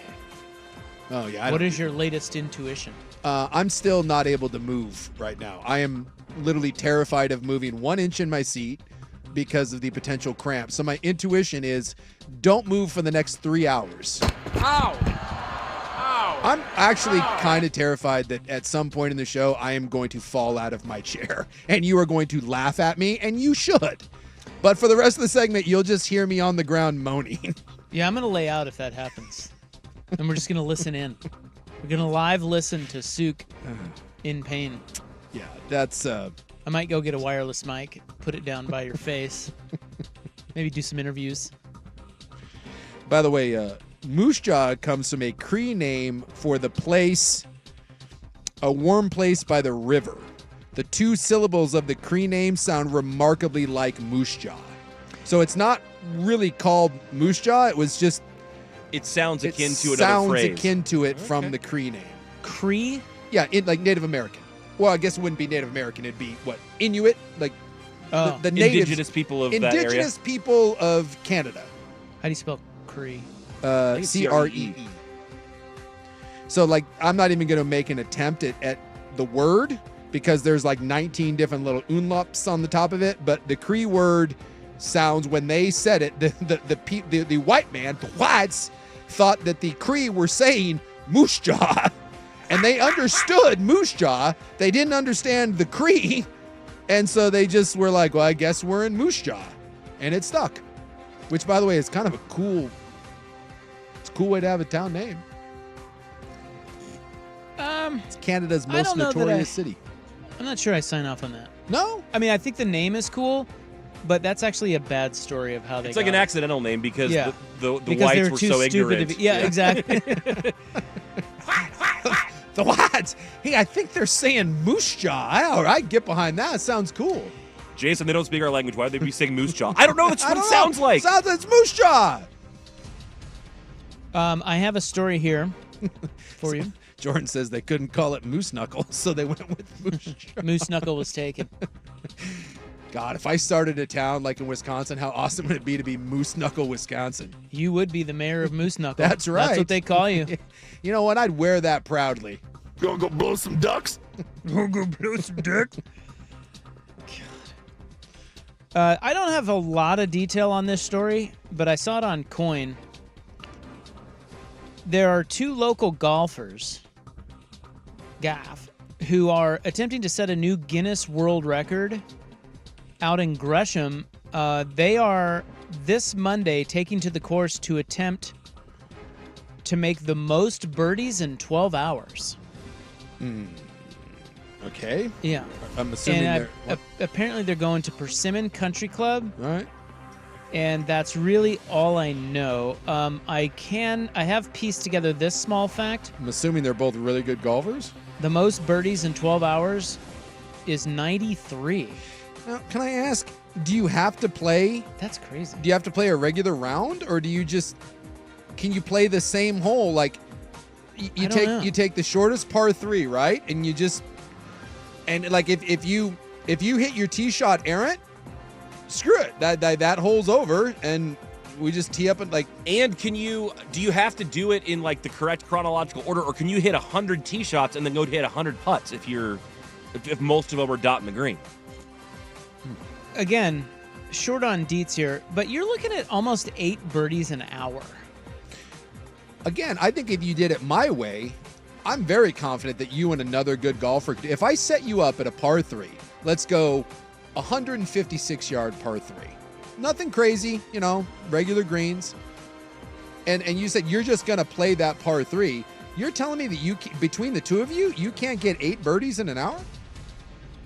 Yeah, like I said, and if it's an errant shot... And we just keep hitting... Okay, so you're saying... Well, you're making a lot of assumptions about how this goes. All right, let's just say this. Let's say you have to finish the hole. Okay, the moment your tee shot goes awry, who cares? Just do it as quickly as you can. Get the ball up, 8 putt it, get in the hole, tap it, and then jog back and hit another tee shot. If that's the case, if that's how they're doing it, you got this. But if not, I don't know. I need to... Again, I can't seem to find... how this works. I feel like this show should own some sort of world record at some point. Might take too much work, but I think that you guys should own it. I don't think we care enough. It's a valid point. Like, to say that I'm in the Guinness Book of World Records for, like, eating, I don't know. It's going to be something incredibly stupid. Like, I don't know. Like, the most caramel corn in an hour. Like, what? Why? What do I don't need that. You're right. We should stick with the 9 beers, 9 dogs, 1 hour. That's the one we need to do. It's not even a challenge. I think the Pickles invited me out to do that. I'm not sure if it was real or not, but someone texted in and was like, "Yeah, I'm work for the Pickles. Do you want to do that?" Like, give me a real challenge. Oh, look at you. Yeah. I'd like to go watch you do that. I'm scoffing at it. Dude, we used to do $50 in Taco Bell and a case of beer. Like, that was a night challenge. Now that... I saw many a dude lose it on that one. That's a challenge. I think there are some people that are going to look at this and scoff. The U.S. is in the middle of an exceptional streak. See if you can guess what it is. USA. USA. 2 weeks and going and counting. 2 weeks. We have had what for 2 weeks in the U.S.? No one has somewhere in the US. Shot anybody. No, that's incorrect, you idiot. With 2 weeks without in the entire U.S.? I didn't say without. Why did you put in without? I didn't say that. I don't know why. I was making assumptions. You were. I don't know. What? 2 weeks consecutive, every day, there has been at least one of these, and actually there's been over 300. Oh, God. I don't... It is weather-related. 100-degree day. No, but you're on the right track. Right. Tornadoes. Oh. We are in the middle of an exceptional tornado streak, according to news. At least one has been reported every day since the morning of April 25th, and that was in Salt Lake City. Mm-hmm. And there have been hundreds. April and May are typically the busiest months for tornadoes in the United States, but the pace since April has been exceptional. The U.S. was behind the typical tornado pace before the streak started, but now more than 300 tornadoes have been reported. It is now above it. All right. Well, I mean, do we get tornadoes anywhere other than the Midwest?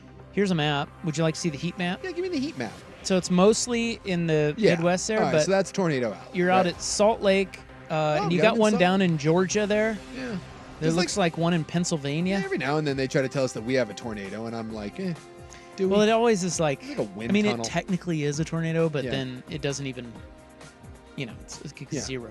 And let me say this, too, in tornado-related news. I went and saw the new Civil War movie, which, by the way, don't. That thing is a giant you told us that. It sucked. It was beyond terrible.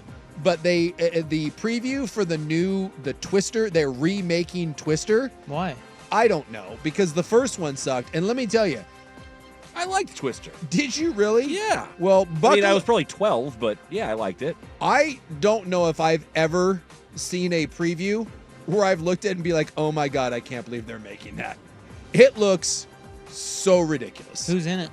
Glenn Powell, the guy from Top Gun Maverick. Oh yeah, the hot guy with the small mouth. Yeah, that Bill's dead. That handsome. Yeah. If Bill, he were alive, wouldn't they throw him in there? I would assume, Bill but you can't unless you're doing a Weekend at Bernie's thing. The tornado brings him back. Is what's her nuts? No Helen Hunt.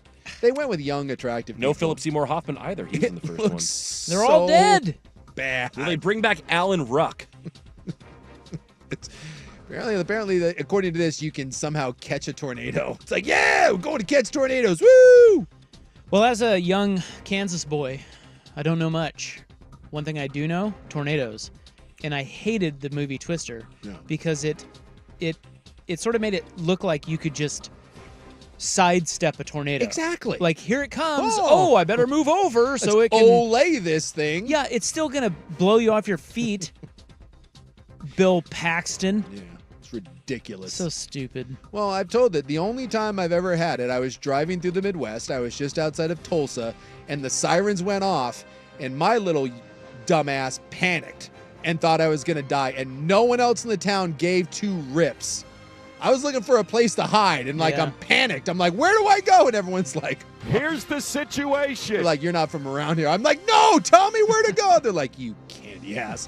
I was shamed. Yeah. Well, you're from the Northwest. When sirens go off, that's the panic button, right? No. Oh, God, no. There needs to be some sort of warning system that lets us foreigners to that land know that if I hear a siren and then I'm like, what is that? And they're like, that's the tornado warning. There's two. There's the watch. There's a tornado watch. And then there's a tornado warning. The warning is worse than the watch. Yeah. The warning means, okay, just start paying attention. The watch means, weather in the air, whatever. The warning means start paying attention. Oh, no. Oh, no. But I remember my brother and I being outside playing wiffle ball, and the sirens are going off. The sky looks, I mean, like it's going to swallow you. Yeah. And Mom would be like, you guys might want to come in. And we'd be like, all right, just a second.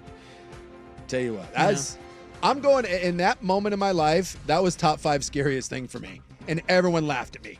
But you're right. Yeah. The sky just looks like it's Armageddon. The sirens go off, and I got some hillbilly sitting out in the front of a Cracker Barrel laughing at me. He's no, they were hurting you so bad. Exactly. Oh, no. Well, the thing about tornadoes, and they can turn, and that's the dangerous part, is they could be on a path. Yeah. Well, most of the time they don't even touch down, right? Yeah. Like it's close, but they do. It's rural and doesn't hit anything. But if they touch down and they're on a path, they can pivot and just say, you know what, I'm going to just go over here. Head this way. But outside of that, I mean, when it's really S your pants time. Yeah. Like, that. Yeah. And that, I never was in that sort of predicament. But one hit Salina when we were kids, But it was downtown. That's not where we lived. The best part is my strategy. This was my grandioso idea. I went and parked behind a JCPenney. I think that's right. At least make it rip through pennies first. I didn't know where to go. Because then you could get some maybe some denim. Once it ripped the roof off of the JCPenney, you could pick up some denim and some sunglasses. Well, think about it. You're 19 years old, right? Loot. You can't go straight because that's where it's coming from, and the sky looks like it's going to kill you. What does going backwards do besides bring me back to Tulsa? I didn't know where to park my car, and I was like, JC. Looked like a big structure. It was the biggest building I could find. So I parked on the other side of a JCPenney's. That makes no sense. What should I have done? Well, a lot of people park under an overpass. If they are going to park, yeah, they park under the overpass. Oh, yeah. It's not a bad idea. That's a thing. So that when the tornado hits it, all the rubble falls right on your car. Isn't that kind of the same theory of what I did, parking behind a JCPenney? No, because big structure? No, because the roof could come off and crush me, hit your car and crush you. Look, under the overpass, nothing's really gonna it's your best. It's not great, but it's your best bet. Well, I'll tell you what. Unless you have a bunker. In that moment, I realized that I have never been more unprepared for a situation in my life than when the tornado warning happened or the sirens. What would you be like now? Do you think it would be the same? I think I might find that. I don't know. Well, now that you told me that, I would probably go under the overpass. But before you said that, as I was thinking in my head, I was like, I think the pennies thing was a decent idea. I don't know what else to do. I guess today I probably would have turned around and gone the other way. Don't go to a trailer park. Yes. You know what I should? That's like going into an abandoned factory. Like if the serial killer, let me just go into this woodshed here, see what happens. I don't know what to do in case of a tornado, and none of those people were helpful. They all laughed at me. Well, there's not a lot you can do. You just the chances don't laugh. The chances. Well, that's probably you're right. That's probably bad. That but the was chances poor are it's form. not Or going to tell me hit what you. I should be doing instead. Nothing. Yes. It's not going to hit you. You'll know when look, if you see them panicking, panic. Yeah, they didn't panic. Exactly. Take your cues from the locals. I didn't trust that old man, though. Oregon has one of the best main streets in the United States. That's next on The Fan. This is The Fan's Window into Sports, a view into today's top stories. Brought to you by Window Nation, online at windownation.com. We were open shot, so just our sharing the ball and our energy was great.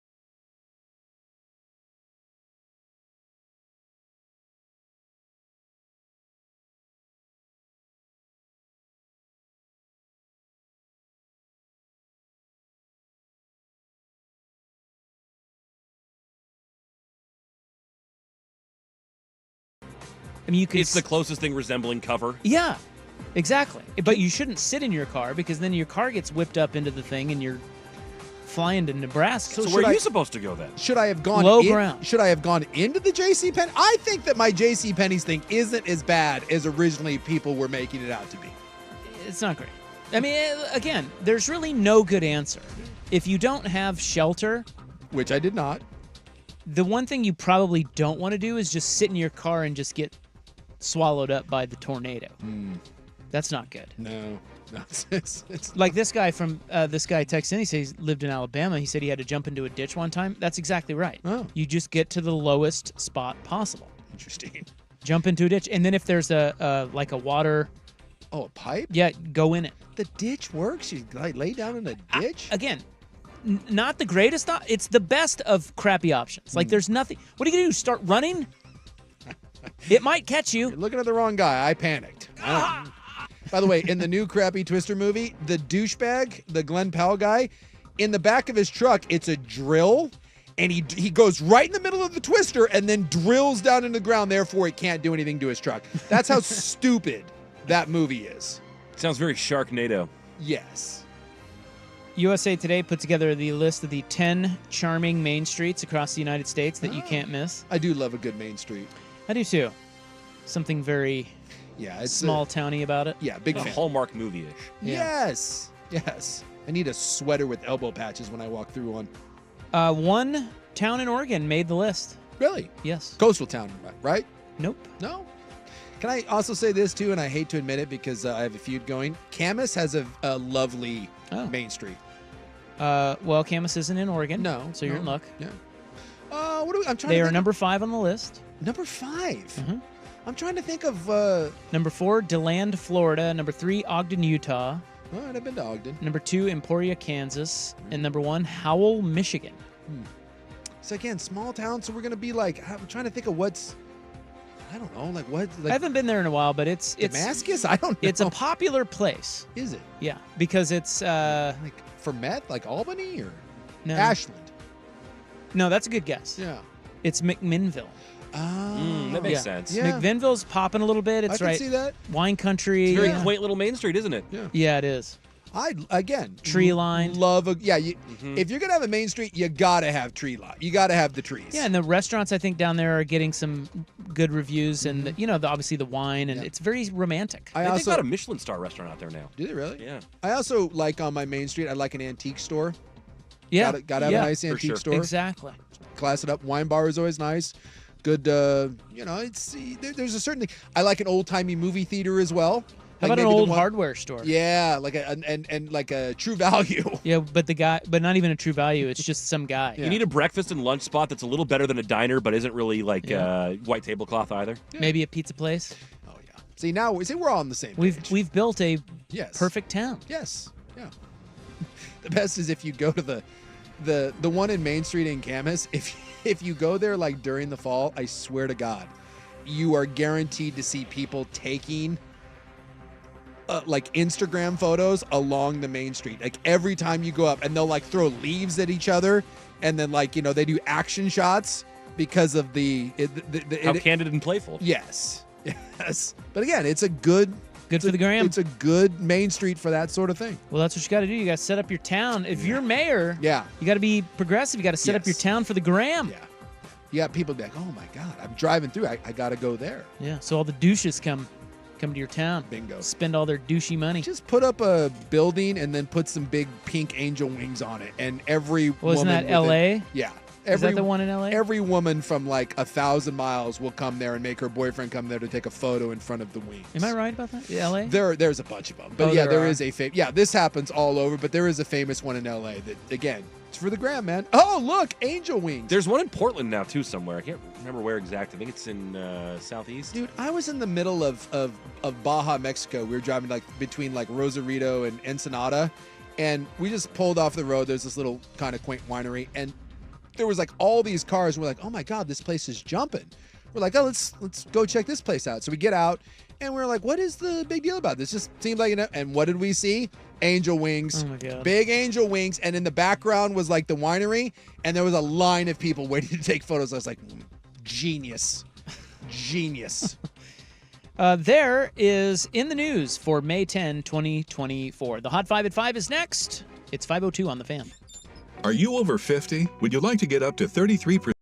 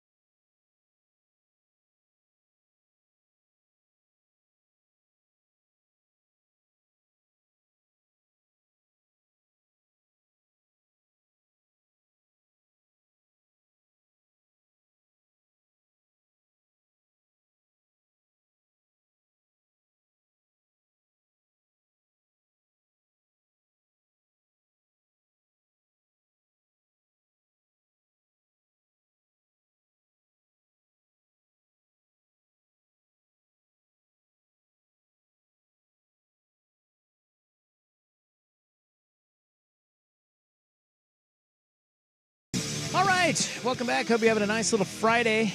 I just stepped outside a little bit ago. Does not feel like it's 93 degrees, but that's what it says. I got 89 on my phone. And I can't step outside. I haven't moved from this chair in about an hour and a half. Well, it's a beautiful day. Oh, I'm hurt. I'm not confident enough to stand up yet. I'm still fighting the cramps have somewhat subsided, but I feel like they're waiting in the wings. Like my legs are waiting for me to get cocky and stand up, and down I go. It's your sports bros, Isachi and Souk. Big Souk's right over there. He's cramping. Yep. Buckley is here. Happy to be coaching, guys. I need some Midol stat. Coming up this hour, we will have Joey Harrington on the show. He joins us every Friday for story time. We will ask him today's poll question: is it title or bust in the Dan Lanning era of Oregon football? Club tonight, we've got snorkeling story. That's all it says here. I don't know what that means, but Souk's bringing tales from... It's the highlight of my trip. St. Lucia. I think some people saw some things in the waters of St. Lucia that they weren't prepared. They weren't prepared for. And I have the latest in trendy jeans. Oh. For you. Bugle Boys making a comeback? Better. Acid wash. Even better, but close. Jinkos. Oh, yeah. What? The Jinko jeans? The skater jeans that are like 23-inch openings? Yeah. I don't remember those. I'll have to look those up. Look those up. JNCO. It's like Jeanco. Those Jinko. things are something else. Those. That may be the worst. Did you guys own a pair of those? I had a pair of Jinkos. Did you really? In 7th grade, yeah. God, please tell me there's a photo of you wearing those. Oh, I'm at sure some there point. is. God, that's amazing. By the way, with my bowl cut. Walmart has a pair of Jinko jeans for $28.35. Oh, Tasty. nice. Right next to this store in LA that sells them for $260. Yeah, but the $260 store, I'm sure they've bedazzled them or something. They look exactly the same. Yeah, but they're not from Walmart. Come on.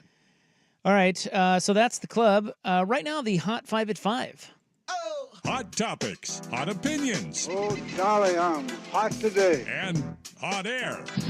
It's time for the Hot 5 at 5. That's hot. The Hot 5 at 5 on Primetime with Isaac and Sue. No, I mean it. That's very hot. The Hot 5 at 5 with Isaac and Sue. Brought to you on The Fan by Victorico's Mexican Food, the most popular burrito spot in Oregon. Online at victoricos.com. Number 5. A former Major League Baseball player has died at the age of 43. Diamondbacks announced the sudden passing of Sean Burroughs. Do you remember Sean Burroughs? That sounds familiar to me. I remember him from Little League World Series fame. Yeah. He's a little bit older than I am. Did Sean Burroughs play here for the minor league team that played at PG Park? Maybe. I'll find out. The old Portland Beavers? Yes, the old Portland. And then Beavers. we had the Rockies here for a little bit as well. I don't think he was the Rocket. I think I remember him for the Beavers. Huh. He was a Little League hero. He was the first American-born player to throw back-to-back no-hitters in the Little League Baseball World Series. You remember him from the majors? The name sounds familiar, but he was pretty good. I don't remember that much about him. What He was a position? top 10 pick. He's a Third third base. baseman, yeah. Third base? Yeah, he was drafted 9th overall. He played for the Portland Beavers in 2001. There you go. That's what I thought. Great poll there, by the way. So they said he just died coaching Little League Baseball. They don't say. They found him. It was in a parking lot. He had dropped off his son, and they found him unconscious next to his car. I read somewhere else cardiac arrest, but yeah. Well, I mean you would assume if they find you unconscious next to your car. God. Yeah. Wrong place, right? Like wrong time. Well, you just never know, man. Whether you have an aneurysm or you have a stroke, heart I know, attack. but sometimes if you go down, somebody can help you and save your life. Yeah. That one sounds like nobody was around until it was too late. Yeah, he just was dropping off his kid at the ballpark, and they found him. Winterhawks versus Moose Jaw tonight. Portland CW is going to air it. 7 o'clock, Game 1 WHL Finals. Let's go. Let's get a handicap. The Winterhawks, I think, are the best team in the Western Hockey League. I mean, they have been absolutely fantastic. It's a great year. Lots of talent, NHL talent, including top 10 Detroit Red Wings pick that they traded for middle of the year, Nate Danielson. So I think the Winterhawks take this. How's that for deep knowledge? Sean Burrow's Portland Beavers and that. Yeah, we're sports guys. Bring in the local angle. Number 3. The WNBA announces expansion. Their 14th franchise goes to Toronto. They will begin play in May of 2026.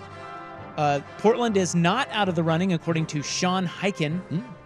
The league hopes to add 2 more teams by 2028. Yeah, the buzz that you keep hearing is that they need to fix the Moda Center. Like, they need to update it before,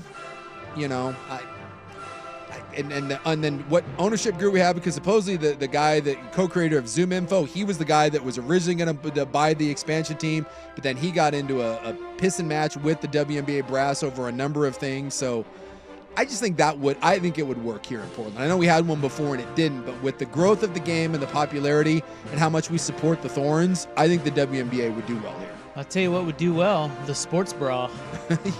Yeah, absolutely. Think about that. That thing's crushing it here. Oh, no. Oh, no. Oh, yes. Oh, no. Oh, no. Number 2. The Suns are hiring Mike Budenholzer as their next coach. So much for chance. You don't give that cat 5 years and $50 million. Oh, yeah. He's the best coach out there, isn't he? Yeah, it's just interesting That's that sitting out there. You don't have a job and you just, this is where we're at now, $10 million. Well, I thought he got kind of a raw deal in Milwaukee. Won a title. He was really good. Yeah. And they lost in the first round one year and they turfed his ass. Gave him the heave. So I don't know. I think it's a good hire. It's way better than hiring Chauncey Billups. I still don't think that's the problem in Phoenix was not their coach, and he's not going to be the solution there. That's roster construction, and I just think that's a rudderless ship down there in Phoenix. Good luck.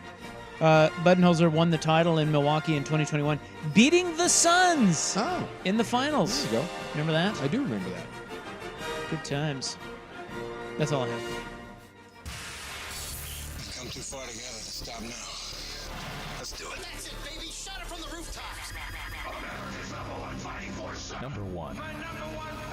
Number 1. Number 1. And in playoff action tonight, halftime, Pacers do lead the Knicks 63-58. Knicks are up 2-0 in that series. East semis, Nuggets, Timberwolves later. No OG in that. He's out, but Brunson is going, and he's got 13 at the half. Yeah. And we'll see how Jamal Murray does tonight. Yeah. Are we finding out that he's kind of a little bitch? Is that what we're learning? I love how he went from just this gritty, clutch, underrated guy, and now he's a bitch. Well, did you see his little back and forth at the press conference? He was being a little bitch. They kept asking him, why? Well, why did you do that? And what made you? And he's like, are there any basketball questions? Well, yeah, dude, you chuck something on a basketball court. Yeah, see, I feel like, do you remember when we used to think that Kevin Durant was so great and such a nice guy, and we found out that he's a complete douche nozzle? Yes. Bitch. You think we're finding that out? I believe that's what's happening with Jamal Murray. True character shows in times of adversity, not prosperity. Well, I'll tell you what. He can't handle losing. And by the way, Malone called him out. Did you see what Mike Malone said? No, what did he say? He said we are the champs. We are not acting like the champ. I mean, he was pretty stern about it, and it was clearly directed at little bitch ass Jamal Murray. How about that? Who is playing hurt, but there's no excuse. Yeah, Although, but to be act fair, like a champion, man. He just was the hero of the Lakers series, and now he's a bitch. Well, again, it's how you act. When you're winning and hitting big shots, everybody loves you. It's when the adversity strikes. Now you're throwing crap on the court. Your coach is calling you out. You're being a little bitch. How about that? I like it. Yeah.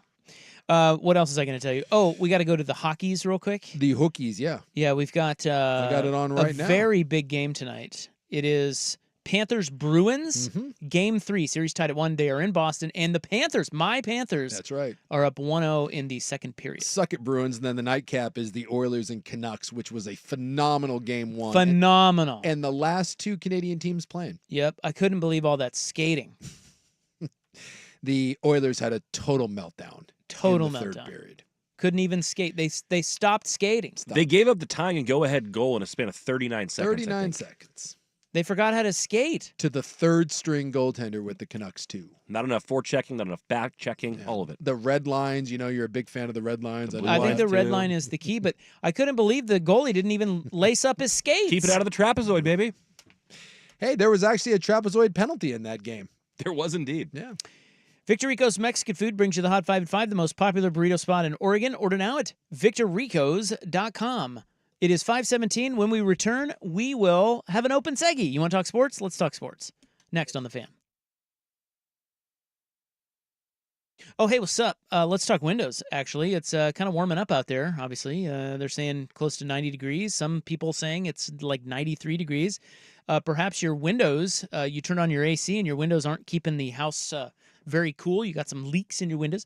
Might be time for new ones. And what better time to get new windows for your house and tighten that thing up, make it nice and chilly inside there when it's hot, and save you some money on your energy bill with Window Nation's semi-annual sale. It's 50% off all window styles and 0% interest for 5 years. 5 years is a long time. And an additional bonus if you schedule an appointment this week. That is what is going on right now at Window Nation. So if you'd like a free, no-obligation quote, they'll come out to your house and get it all written up for you. You don't have to go through with it, but it's nice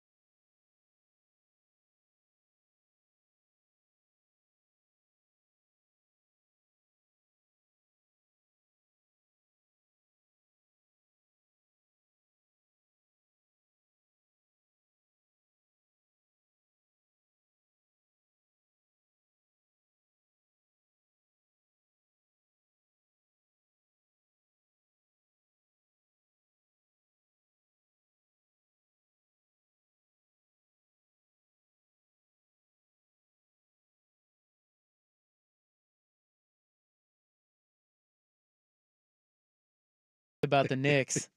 He's so right about that. That's fantastic. It is really funny how, and he brings up I mean, he's telling truth about the Blazers too, But about the Knicks, it does really feel like everybody is rooting against them now because of their obnoxious, stupid fans. Yeah.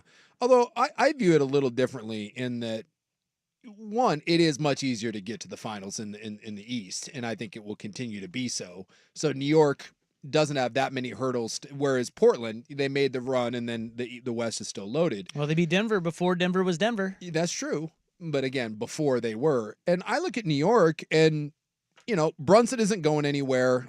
With Julius Randle, if he comes back, and they're doing this that's beat up. I mean, I don't know. I think New York is actually set up fairly well. Like, if you're telling me that the roster that New York's running out there, assuming they're healthy, with Brunson, Randall, OG, a glue guy like Hart, DiVincenzo, that's not better than what Portland was running out there? Oh, and in an easier conference? I think it's better than what Portland was running out there, but I think he's right that's not.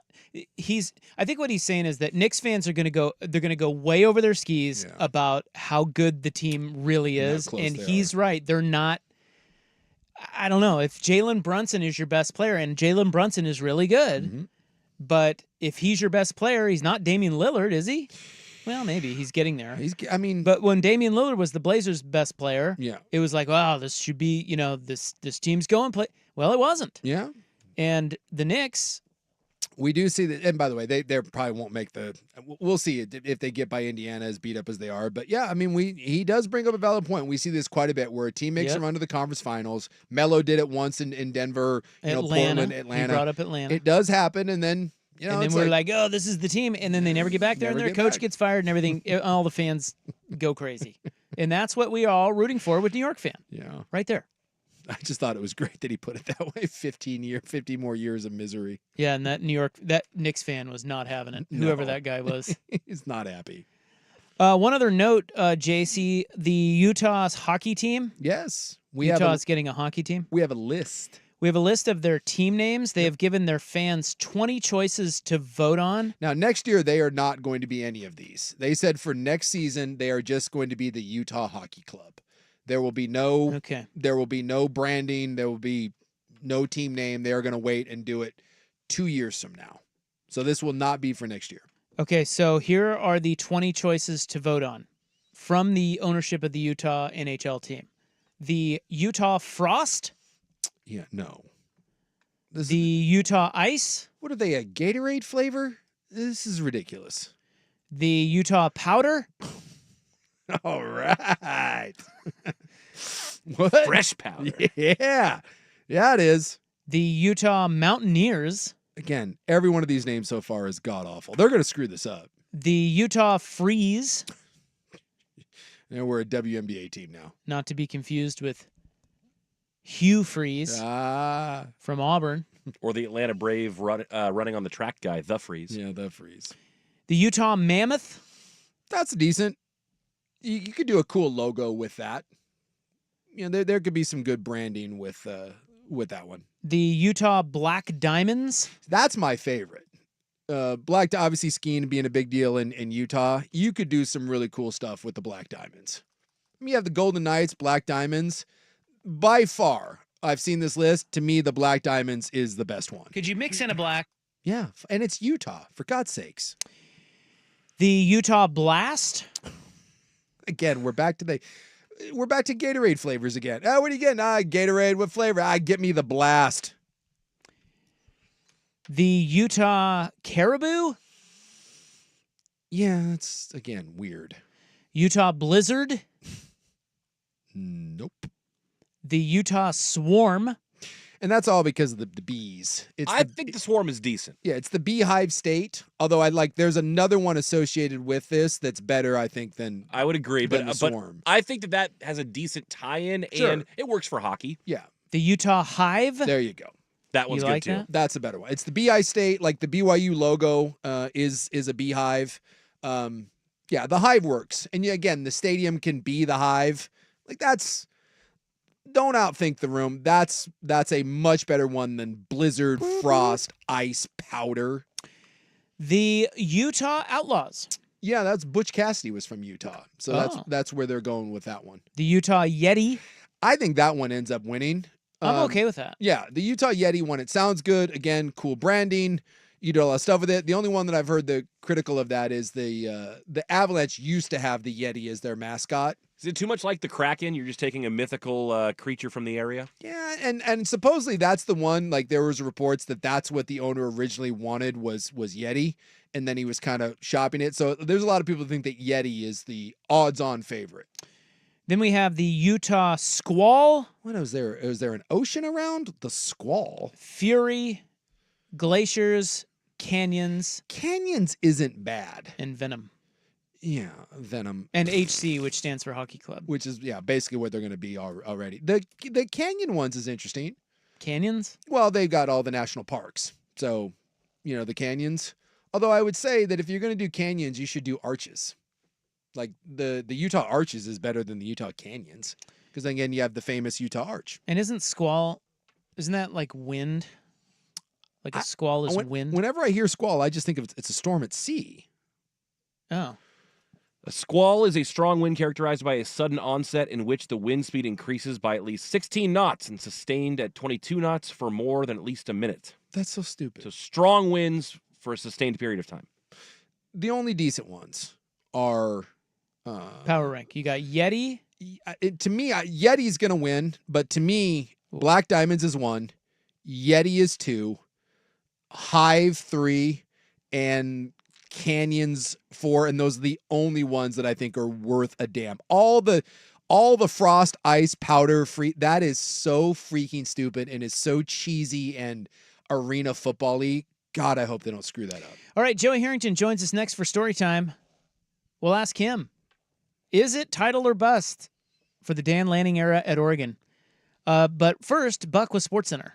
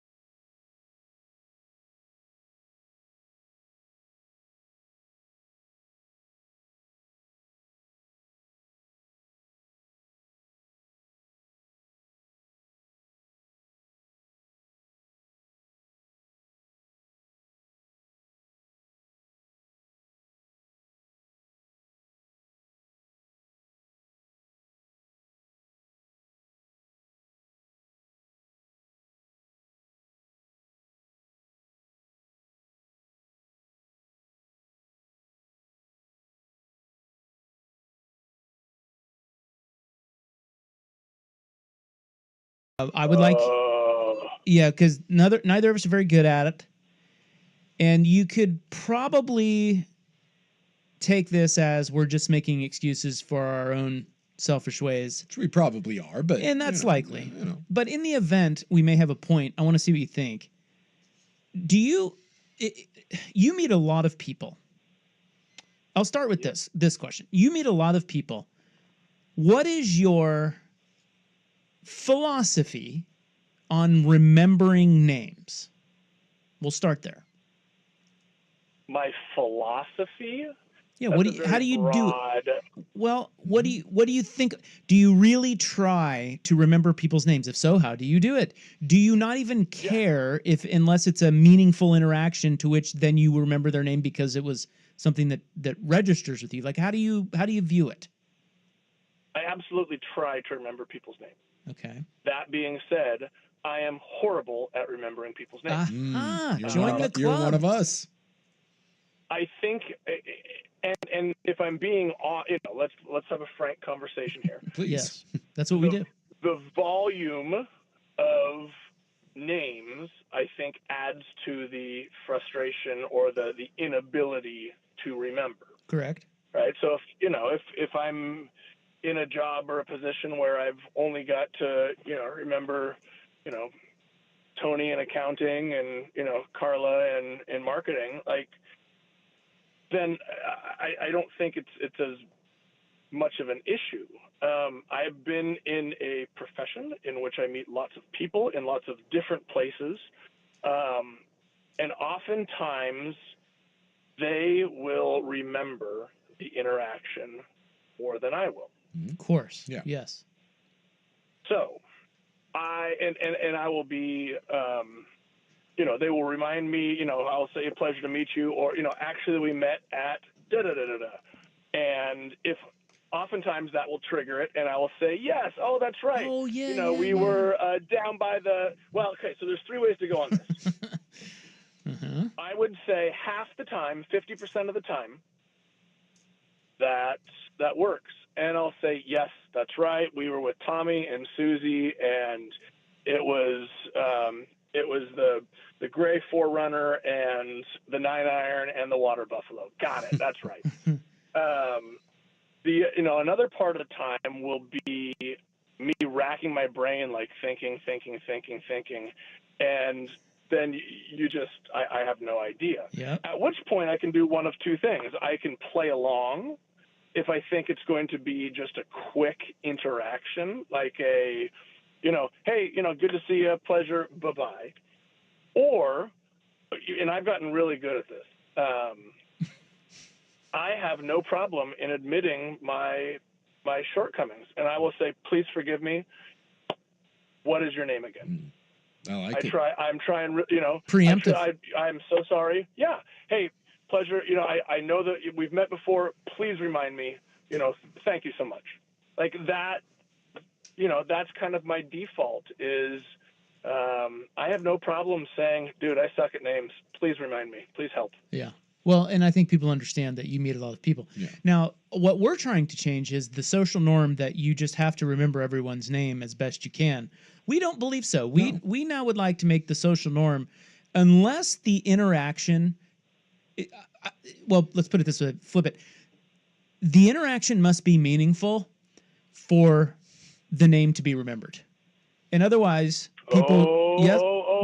Yep. Can of worms. Yep. Go ahead. Yep. Can of worms. Hey. Meaningful for who? Yeah. For both. Both. A connection. A mutual... a connection. Yes. Yes. Something like, wow, that was great, John. Yeah. See you again sometime. As opposed to, nice to meet you. Okay. See you. Bye.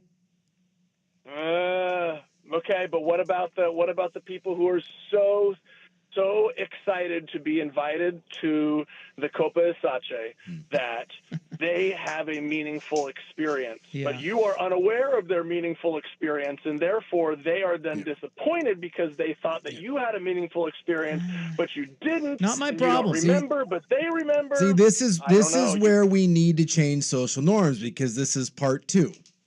We need to make it the the standard now that when you run into someone, like for instance, you said, please forgive me, I forgot your name. I want the social contract to now be on the other person to introduce themselves and say where they've met you before. That it needs to be on the onus needs to be put on them. And I brought this up. The late great Jerome Kersey, who I was friendly with, but I'm not going to say friends. Jerome Kersey met more people in Portland probably than any other human being, right? He was an ambassador for the Blazers. And he used to get mad at me, but I would go months without seeing him, then I'd run him into a Blazer game, and I would always introduce myself, and he'd be like, dude, you don't have to introduce yourself. I know who you are. And I don't care, because I know that guy 1,000 times a month probably gets someone that comes up to him thinking that he should know who they are. We need to change it where we just introduce ourselves. Even unless you are 100% certain that person knows you, remembers you, you are friends, it is upon you to introduce yourself, your name, and where they know you at or from. That needs to be the new norm. Not expecting me to remember your name. No, reminding me the moment I meet you. Okay, there's two things at play here. One is, does that assume a level of ego? Does that, or by saying that I have to introduce myself to you, are you now saying that, hey, you know what, you meet so many people, you probably don't remember me, and therefore you don't care? Like, no, it's a basic human. How much better would society be if we flipped the onus instead of having, because we're all guilty of this, everybody is like, oh man, I know that person from somewhere. And this eliminates it if we all just went around and introduced ourselves. Hey, Jason, you remember me from blah, blah, blah? And then all the pressure's off. No, I don't. Yeah, exactly. Then, right? At least then hey, you know the name, you know where I'm saying that we met. And even if you don't remember that, it's no longer awkward. Oh, you know your name, and all right, we met at some event, blah, blah, blah, down the road, and you can at least fake your way through it. That eliminates all these weird, awkward social situations. The onus needs to be flipped. Okay, so I'm going to throw out a situation here for you. It's a personal situation, and I love the guy to death, and I'm going to end up calling him out here, and you know what? We can laugh about it at some time. Fantastic. So, every time I run in to Jared Siegel, he introduces himself. Hi, Joey. How are you? Jared Siegel. and I look at him, and I was like, Jared, you know that I held the ball for your game-winning field goal against USC. Like I know you only saw the top of my the backside of my head as I was holding the ball for you, but yes, I know who you are, Jared. Like, of course, like we were on the same team. And there's a certain point where it's like, dude, like, come on, like, do you really think I don't remember you? Like, so how do you feel about that situation? I love him. I want to say to Jared Siegel out there, you're doing God's work. That's he's doing the Jerome Kersey to you because he doesn't want you. Think about how. No. Think about how embarrassed. That would be like if Buck Williams did that to Jerome. No, because he's the kicker, and in his mind, and this is where I love this man, because in his mind he's like, I do not. He is terrified of running into you and not introducing himself, and then having you be like, oh my God, what is this? What's this guy's name? And he eliminates that. That is what I'm talking about. He's doing the right thing. I commend him. If I ever meet that guy, if I ever meet Jared Siegel, I'm going to hug him and be like, more people need to be like you, and this world would be a better place. Yeah, I don't mind it. I think it shows humility. Yes, exactly. Even if you're famous. What if you do it like what if it's like the 11th time? Well, what if it's like, 1100 times? I get what you're saying. It's like, it's kind of a slap in your face. Like, that's really what he does. That's his bit. Yeah. But for you, he should alter it because it's time number 50. But that's what I said. Now you're offended. Well, now this is at a certain point that maybe it crosses that threshold. But I think it's hilarious, and I give him, I give him grief every time I see him. But like, there comes a point, though, and that was the basis of my question, is like, does there come a point where Jerome Kersey is like, dude, I don't even want to be around this guy Suk anymore because he's so annoying when he introduces himself every time. Like, what do you think? I'm stupid or something? I'll tell you what, though, going back to the Oregon thing, Mike Bellotti, he lives down in Bend, and he lives next door to a buddy of mine, a couple doors down. And the same thing, I've met Bellotti 100 times, right? But how many people does Mike Bellotti meet? Like, you want to talk about someone that meets a lot of people, right? And we were playing. He lives down there on Broken Top, and we were playing golf, and we were at the driving range, and we were walking by, and Bellotti caught the eye, and I could tell his mind was doing the I know this guy, right? Like, oh, I love that. Yeah, he had that look like, oh boy, and we kind of stopped, and it was one of those: are we going to head towards each other? Are we going to acknowledge it? And I could see the panic in Bellotti. And I just immediately went to, hey, Jason Sakanik, I was on the radio in Portland all those years. And you know what? Bellotti was nice. He goes, oh, yeah, of course. Yeah. He didn't remember any of that, but I took it away. And we had a great moment. And he was like, yeah, didn't we sit together at a dinner or something? I'm like, yes, we did. And your wife was delightful. And we had a great interaction as opposed to awkward, just fumbling around, teenager trying to, score in the back seat, just thumbs and awkwardness. That's what we all need to do. We need to. Why wouldn't it be? Why couldn't it be on Mike to go up to you and say, correct. Okay, I please forgive me. I know you from somewhere. I'm Mike. I'm Mike. Yeah, and then you say, yeah, I'm. How about this? I think we've come to. I feel like there's some synergy here, and it is on both sides. it's on both sides. Partnership. It is. It's on both sides. You meet me halfway. Yeah. I'll come to you halfway. Even though I'm totally lying. Did we sit together at a dinner? He totally blanket state. He has sat together with so many people at a dinner. Yeah, that's true. He's like, oh, did we golf? No, it was a dinner. Yeah, it was like the sky. We saw each other under the sky, right? But it's like the place with the people. Yes.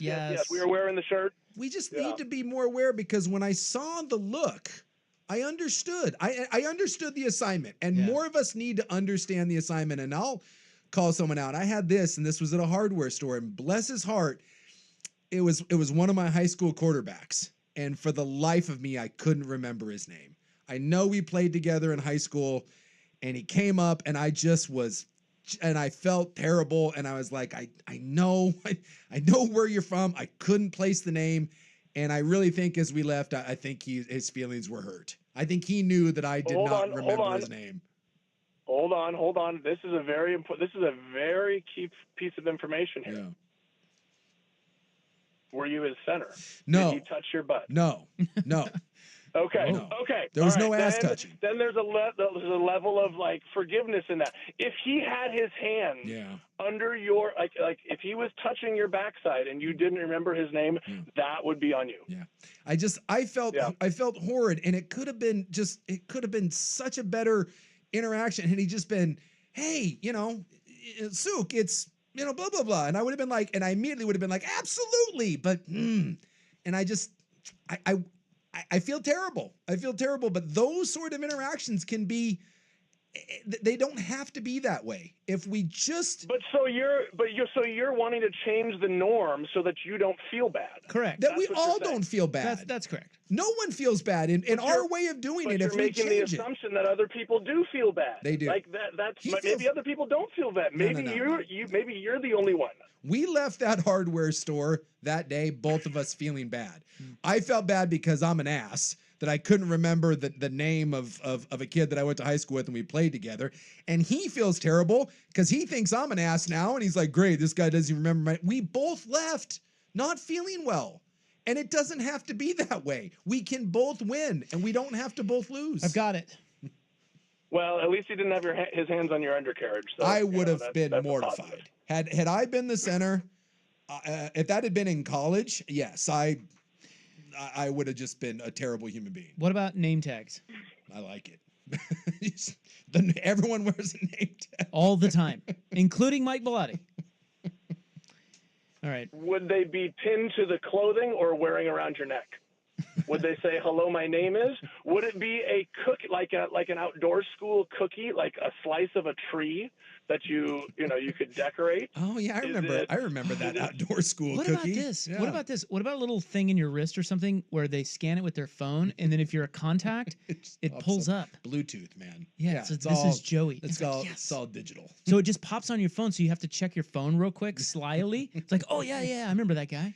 Ooh, I like that. You know? Sort of National Registry, because that's Yeah. never gone wrong No. ever. Yeah. wow. What if we just all scanned into a national database, and then we wore Google glasses, and so like when you walked up to somebody, it just like boop, and then like showed who it was in front. It showed how many interactions you've had, I like how it. much you hate the person. Yeah. Let's think about it like when you play like sports video games, how just your name and number is over your head. I like that. We'll just have one of those All right. floating around at all times.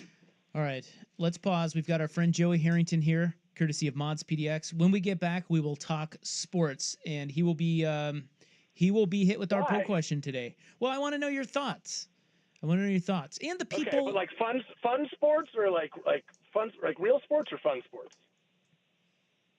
I mean, both. Yeah. I don't know. If you don't like it, we can punt, and I have other things. We can fake it. Yeah. We don't. Run a fake punt. We can punt, but we can't kick. Apparently, that's because we don't remember kickers. That's what we've agreed on. I'll tell you what, Jared Siegel is my favorite Duck now of all time. Yeah. The fact that he does that, he is my all-time favorite Duck football player. And next time you run into him, you can tell him that for me. And then if I ever meet him, you're damn right I'm introducing myself. All right. He became my favorite Duck football player as soon as he buried that game winner against SC at Austin. So I think we're on the same page. All right, more with Joey next on The Fan. It's time for a Ducks Report, the inside story on Oregon athletics, brought to you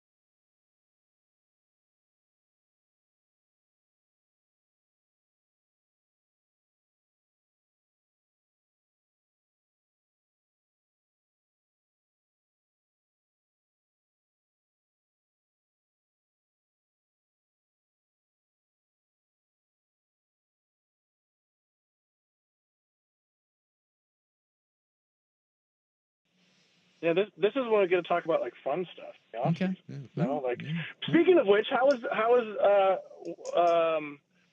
not the where were the Caribbean? Okay, here you go. No, Isaac, you got it wrong. No, nothing. No. I was gonna ask. Okay. Is it Caribbean, Suk, or Caribbean? Oh, Caribbean. Wrong. It's Caribbean? Wrong. What? You were just there. Shame. What? Shame. The Caribbean? It's not the Caribbean? It's actually Caribbean because it was the Carib tribe that it was Oh. originally, the people that were originally there. So it's actually the Caribbean. From what I understand, That's what I said, stupid the American. Caribbean. You said Caribbean. Oh. Now I'm confused. Now you've got me double confused. Well, you're kind of an idiot. Well, that's true. So, well, here's what I said last week was that it's Caribbean if you're in the in the water, like actually physically there. But if you're at Disneyland, it's Pirates of the Caribbean. Maybe that's why I've always thought it's well, maybe that's what Caribbean. It is. It's Americans that we just call it what we want, and we don't care if it's right. I mean, that's what Americans do. It's actually Caribbean. It was the West Indies. How about that? It's St. Lucia, West Indies. That's Boom. what they said. Boom. Did you know that? In your face. Who, me or Suk? No, you. He knew that. He was just there. Yeah. I didn't know where he was. I don't care. Hey, where Joey, he was. nice to meet He you. wasn't here. That's all I know. He doesn't even care where you Nice are. to meet you, Joey. Jason Sakanik. Yeah. We It's talk like on the radio from time to time. Oh yeah. Yeah, you should know my name because I had my hands under your butt cheeks when I was taking a snap. You better remember me. I've remembered every quarterback that has had his hands on my ass. I will tell you that. That I have not forgotten. Good times. Yeah, All right. All right. Have a wonderful weekend. Enjoy the weather, Joey. Thank you. Well, yeah, you bet. I do have to clarify. Are we what are we allowed to say on air? Like I had let's to try it. hold back a couple times about where your hands go on placement, and maybe you can continue this segment after I'm gone. But Suk, you can tell people where the hands actually go. The taint. Yeah, it's the taint tickler. Yes, that's the word I wanted to use, but I didn't know if I could say it on radio. Just say it. Yeah, we have a dumb button. Yeah, we're fine. If you ever overstep your bound. Look, we do it all the time. Oh, yeah, you're fine. So just say it. All right. All right. Got it. All right. All right, bye. Love your body. That's Joey Harrington each Friday.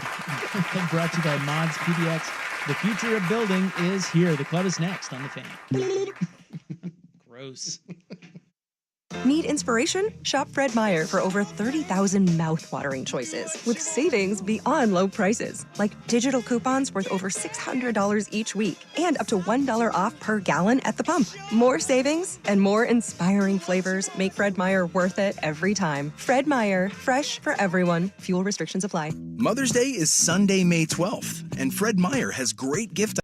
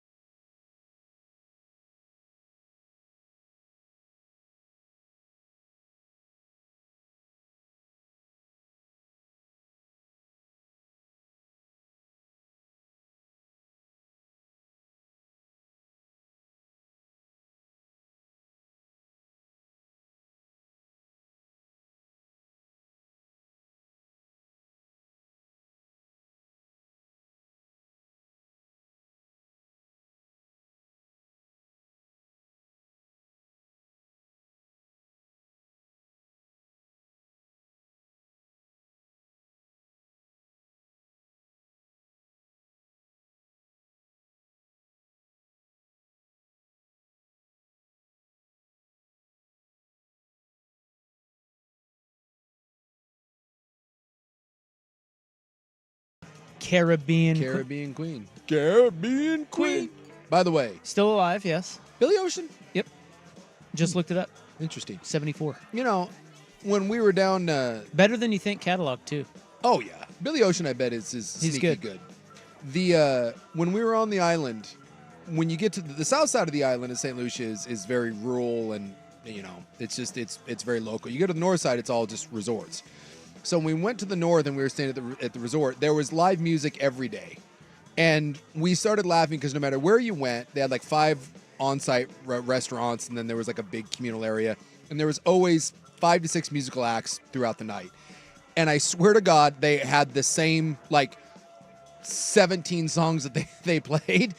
And it was so fascinating because when we were on the south side, it was all Caribbean or Caribbean, whatever, local music, reggae, kind of that stuff. When we got up there, and I have no idea like who decides this, but there's no one that loves apparently Lionel Richie more than the northern part of that island. I heard more Lionel Richie in the 6 days I spent on the north side of that island than I have in my entire life. So like, combined. are they stuck in the 80s? Yes. Forever. Yes. And we just, like, after a day, we were like, oh my God. And then we just kept hearing it, and it became like a running joke where we'd be like, hey, let's see if we can predict the next song. And there were a lot of times we were right. And it was all things, Lionel Richie, I heard Sitting on the Dock of the Bay 26 times.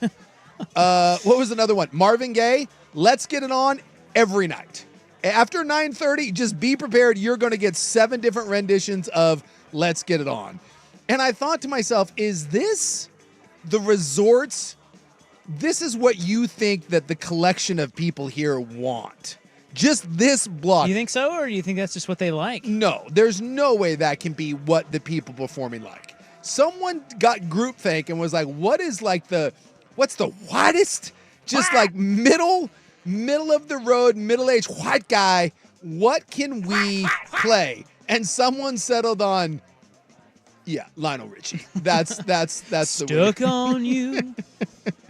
I got a feeling down deep in my soul. It was such a stark difference in the music that was played. And we were like, well, Lionel Richie's greatness. He is. I mean, I would have been disappointed in that. Yes. It's a good island vibe, though.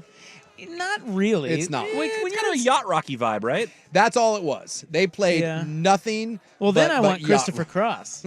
Oh, you got some Christopher Cross. It was all that. Everything that you're thinking right now when you're in yacht rock was played, and it was the same thing over and over and over again. And we're like, bad. can someone give us something? And it was enjoyable. They were really good singers, but we're like, give me something. Like every now and then they play like a Whitney Houston song. You're like, oh my God, something different. But that was the change up, was I Want to Dance with Somebody, which is just the female version of All Night Long by Lionel Richie. Did they play Get Out of My Dreams, Get Into My Car? Great track. Nope. And that's like, I never heard Billy Ocean while I was there. What? Not one time. He's from Trinidad. Well, we didn't get it. Oh, and then we got the in order to like a nod, we'd always get one Bob Marley song. Yeah, of course. Yeah. Oh, you got it. He's the king. Yeah. And you would like, can we do some more, Bob? No. You play one Bob Marley, and then you had to go right back to yacht Did they rock. play Bobby McFerrin? Don't worry, be happy. No, never heard that one. Nope. Yeah, someone saying All Night Long is a banger. It is, and I heard it every night for a week straight. Yeah, but when you're an American, I mean, All Night Long was a banger in 1984. When you're an American and you go to St. Lucia, you don't want to rock out to all. That's the most disappointing thing ever. Thank you. All Night Long. I don't know. I'm kind of here for All Night Long every single night. In St. Lucia? Yeah, maybe. The best that I mean, don't you want a little more culture than that? Thank you. Sure. Yeah. But this is the answer to that question is no. So the last night we were there, the music would start at like 8, and they would have a guy that would play from like 8 to 8:30, and then like 8:45 to 10, and then there'd be like the nightcap guy, right? So the last night we were there, we ate dinner, and the Italian place we were at was someone singing, the Lionel Richie, Whitney Houston, all that stuff. And then we went down to the pool area, and they actually had a band just playing steel drum music, playing Yeah, there you go. Caribbean music, and it was amazing. Well, that's it was. That's what I would want. It was so cool, right? And we caught like maybe the last Feeling no singers, just playing it, and I was like, dude, these guys are awesome. And there was maybe, I don't know, 10 people milling around listening to it, and we were loving it. It was like a private concert. So they finish up, person comes over, and I swear to God, I'm not making this up, the very first songs, this is now like 9:30, the very first song is All Night Long by Lionel Richie. And I swear to God, people just appeared out of nowhere. It went from like 8 people listening to 30. Yeah, they're all like, now we're talking. Yeah. Like no one there wanted to hear the awesome steel drum band. No. That's too bad. But we're playing Lionel Richie. Like people are coming out. What? Lionel Richie? Let's get down here. And that's when we developed the theory. It has to be like science. It's like the pipe. White people can't help but get up and groove when they play Lionel Richie. Well, it's universal. I mean, everybody generally knows it. Yeah. And it's good. It's good. It's agreeable. You know, it's got a little soul to it. Long. We're like, not again. It's got mass appeal and it's a jam. I get it. Yeah. Buck's here for it. They love. If you want to hear Lionel Richie, go down there because you will hear too much. To be honest with you, too much. I don't want to hear Lionel Richie. I'm striking that from my list. I want to hear Billy. What island do they play Billy Ocean? Not St. Lucia, apparently. I would have killed for a Billy Ocean song. Even though it's the same thing, I would have been like, thank God something different. Text line pointing out there are plenty of steel drums in All Night Long.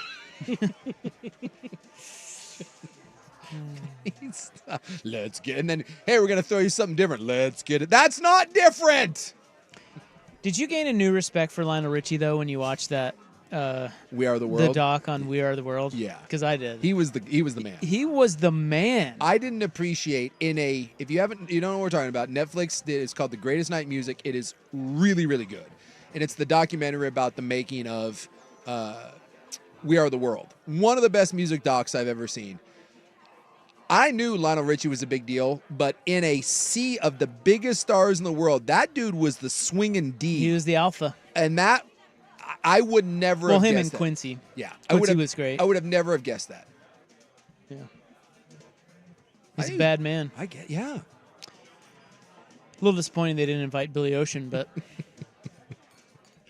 Easy like Sunday morning. That's not Billy Ocean. No, that's Lionel. Oh, yeah. Easy is Lionel. Oh, believe me, I heard that one too. That was a good. Now that's a good tune. His entire catalog. That's why I'm easy. I just couldn't believe that people chose that over the steel drum band. Get out of my dreams. Get in the backseat, baby. Hell yeah. That's what I'm talking about. Yeah. Song's a jam. All right. We'll get some more St. Lucia stuff in. We've got snorkeling story, apparently. Oh, yeah. We. Did you forget about that? I did forget about that, but it was the I have not forgotten. It was the highlight of my trip, to be honest with you. That'll be next on The Fan. The home of Dirt and Spray.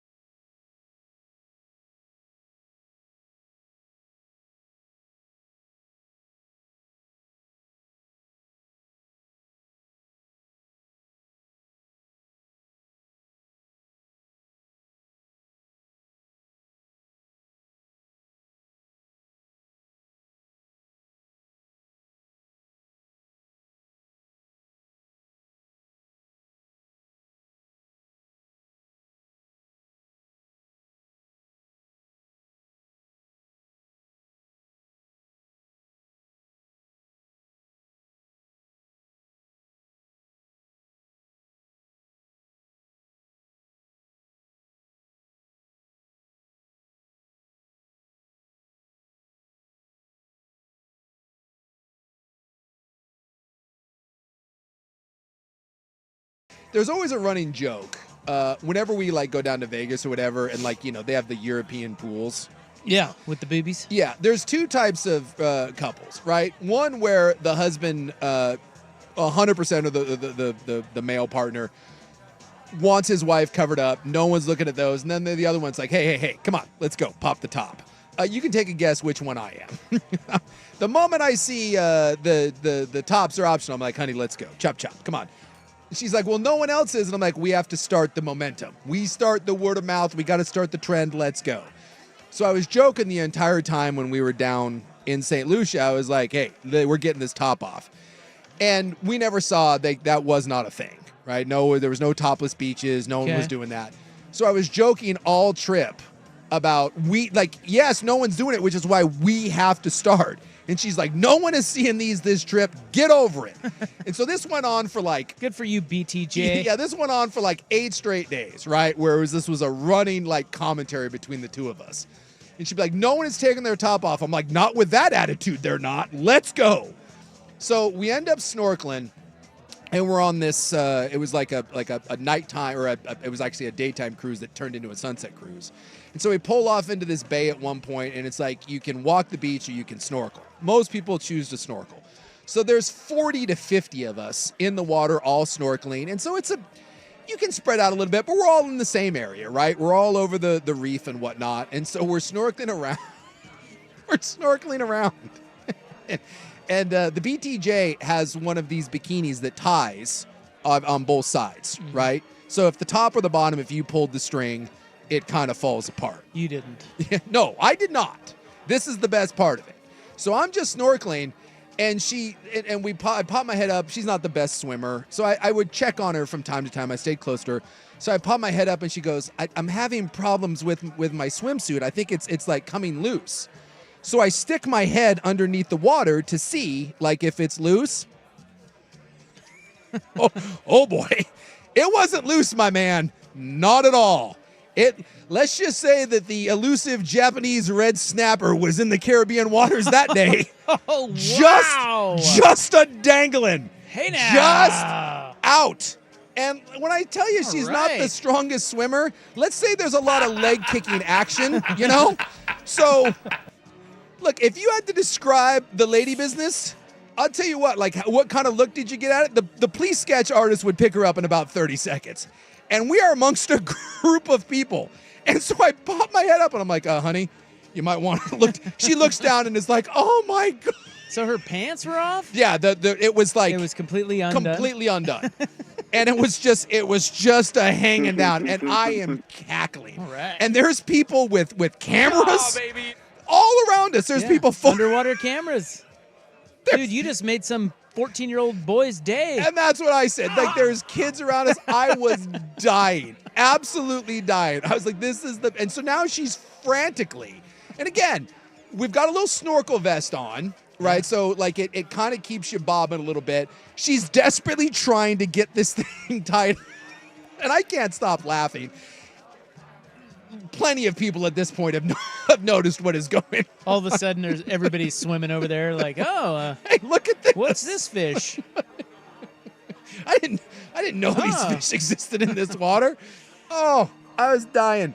So she manages to kind of to tie it up, but it's like inside out. It's not well done, but she gets it up to where you wouldn't be able to notice. So she's mortified. And I'm like, so I'm laughing, whatever. So about 2 minutes go by, and I'm snorkeling behind her, and I happen to kind of look up. And again, the snorkel vest, have you ever seen those? No. It's not a life jacket. The ones that like you can kind of like inflate partially. Yes. Yeah, I know the type you're talking about. And so it kind of raises up off your body and ends up kind of sitting up by your neck, right? It kind of lifts everything up. So I'm snorkeling, and I look up, and what do I see in the water? Just a flapping in the breeze. The top is completely off. Her gone? Top has come off, and it is tangled with the snorkel vest. And because the snorkel vest is kind of lifting everything up, it is just framed perfectly. just two Japanese sea scallops just cruising through the water. What is she doing? Shopping for new swimwear, I'm guessing. Yeah, totally. I Not swim exactly over. built for the sporting A excursion. lawsuit. So I swim over and she sees me swimming, right? And because we're pointing out fish, to one another. So she sees me and I start giving her the thumbs up, right? Looking great, honey. Yeah. So she thinks I'm giving a thumbs up. So she's frantically searching for what's underneath her.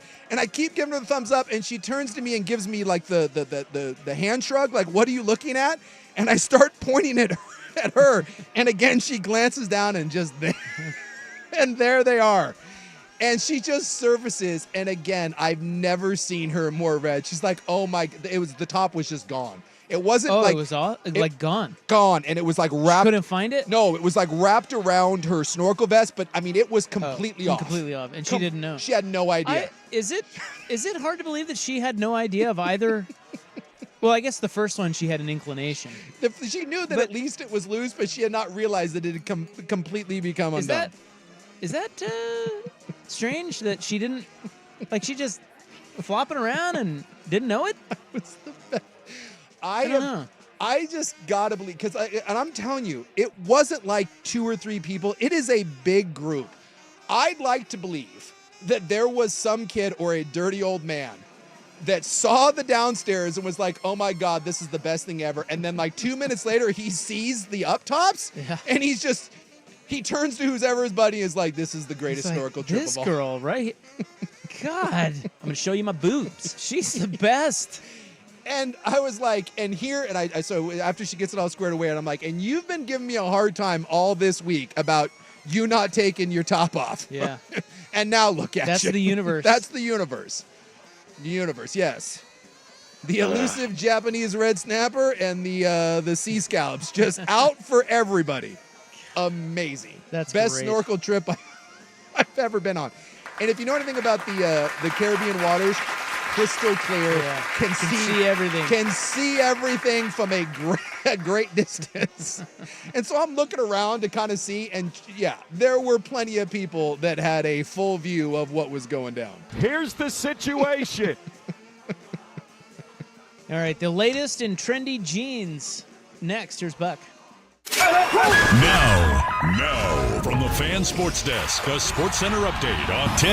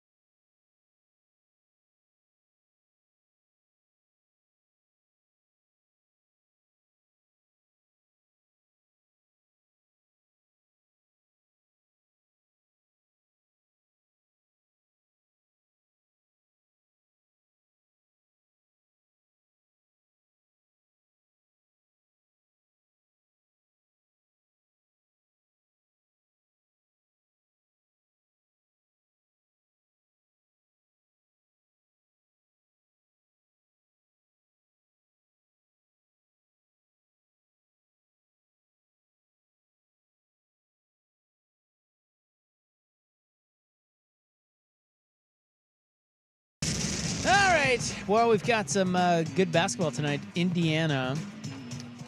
Who's that guy? Nemhard? Beathard? What's that guy's name? CJ Beathard's playing for the Pacers? I believe it's Andrew Nemhard of Gonzaga. Oh, yeah. Okay. Well, he just chucked up a prayer and it went in. Yeah, there was a tie game with like 20 seconds left, and he took just this awful three-pointer from the... I mean, he basically chest passed it. Yeah, from like 30 feet out, and he drilled it. Nothing but net. So Indiana's at the line, now up 5, 111-106 with 10 seconds left. So the Knicks, your Knicks, appear to be going down. Still up 2-1. Look, the Knicks, it's all about just can they stay healthy. Although I think Brunson actually, he started off the game horribly, but I think he ended up having a halfway decent game. Because he started out, I want to say he was like 2 for 8 to start this thing. He finished with 26 on 10 of 26. Yeah, so he's clearly beat up, and then again, no OG, and I don't know if he's coming back anytime soon, so we'll see. I think he's dealing with a hammy, if I'm not mistaken. So I've got the latest in trendy jeans. You guys might like this. All right. You guys are very trendy guys. Well, clearly. They are called PP jeans. Oh God, I've seen these. Have you seen I've it? seen these. And I assume I thought it was a bit though. No, it's not a bit. This is real. Yeah, it's a Billy Madison style. Yeah, they it makes it look like you've wet yourself. Yeah. They are designer jeans. And it's not a bit? No. That seems weird. Yeah, I thought 100% when I first saw that. I thought it was a bit, but it has a ready-made wet patch right across the front. Looks like your peach paint. Yeah, it looks like you pissed yourself. Yeah, and they're called Pepe, P-E-P-E-E jeans. And aren't they really expensive too? No, this says, well, this is in euros, but it's $24.99, which isn't that far off from Jordan Luca. The dollar is hawking their jeans. Is that the maker? Yeah, it's like an apparel. Yeah, an apparel company called Jordan Luca. Yeah, it's called Stain Stonewash. Oh yeah, sorry, no, €24.99, €500. Yeah, so they're expensive. Yeah, this normally goes here depending on where you buy them. I guess there's now 2 competing companies between $600 and $800 for jeans that make you look like you pissed your pants. It probably is a bit. It's like your thing with Jordan and his the Hitler stash. Hitler stash. It's like, hey, let's see what the most absurd thing we can put out there, but because we're a designer, everybody will buy it and pay premium for it. Maybe that's what they're doing. I can't think of it. I mean, the world of fashion is ridiculous, but come on. Haven't we jumped the shark? Jeans that look like you pee your pants? Well, I think I don't know. When you look at those stupid like runway things, like none of that stuff is even remotely practical ever. Like that's, I don't know. It doesn't make any sense. Like nobody ever wears or buys any of that crap. Let's start selling T-shirts with food stains on them. Like here's a barbecue sauce or here's a mustard. But like, they do. Like if you watch an NBA game, like Kyle Kuzma and James Harden and Russell Westbrook wear this stuff. Oh yeah, they wear that goofy runway crap. Yeah, they wear it all the time. So the question becomes: does Russell Westbrook wear these piss jeans? Who in the NBA rocks the piss jeans? I mean, seriously, I'm 100%. Find me a fashion trend that, like, runway or not, that was more ridiculous than a pair of jeans that looks like you peed your pants. Well, I think there's just a lot of. I think it all looks ridiculous. I understand, but at some point there has to be a king or queen. But I can't. And the rest of it is designed not to look like urine. And in your pants. And I gotta believe that peeing your pants has to be the most absurd. Do you think they have the poo-poo pants somewhere? Oh goodness. Where it looks like you got a little loops. You got a little surprise little baby Ruth in the back. Yeah. Boy.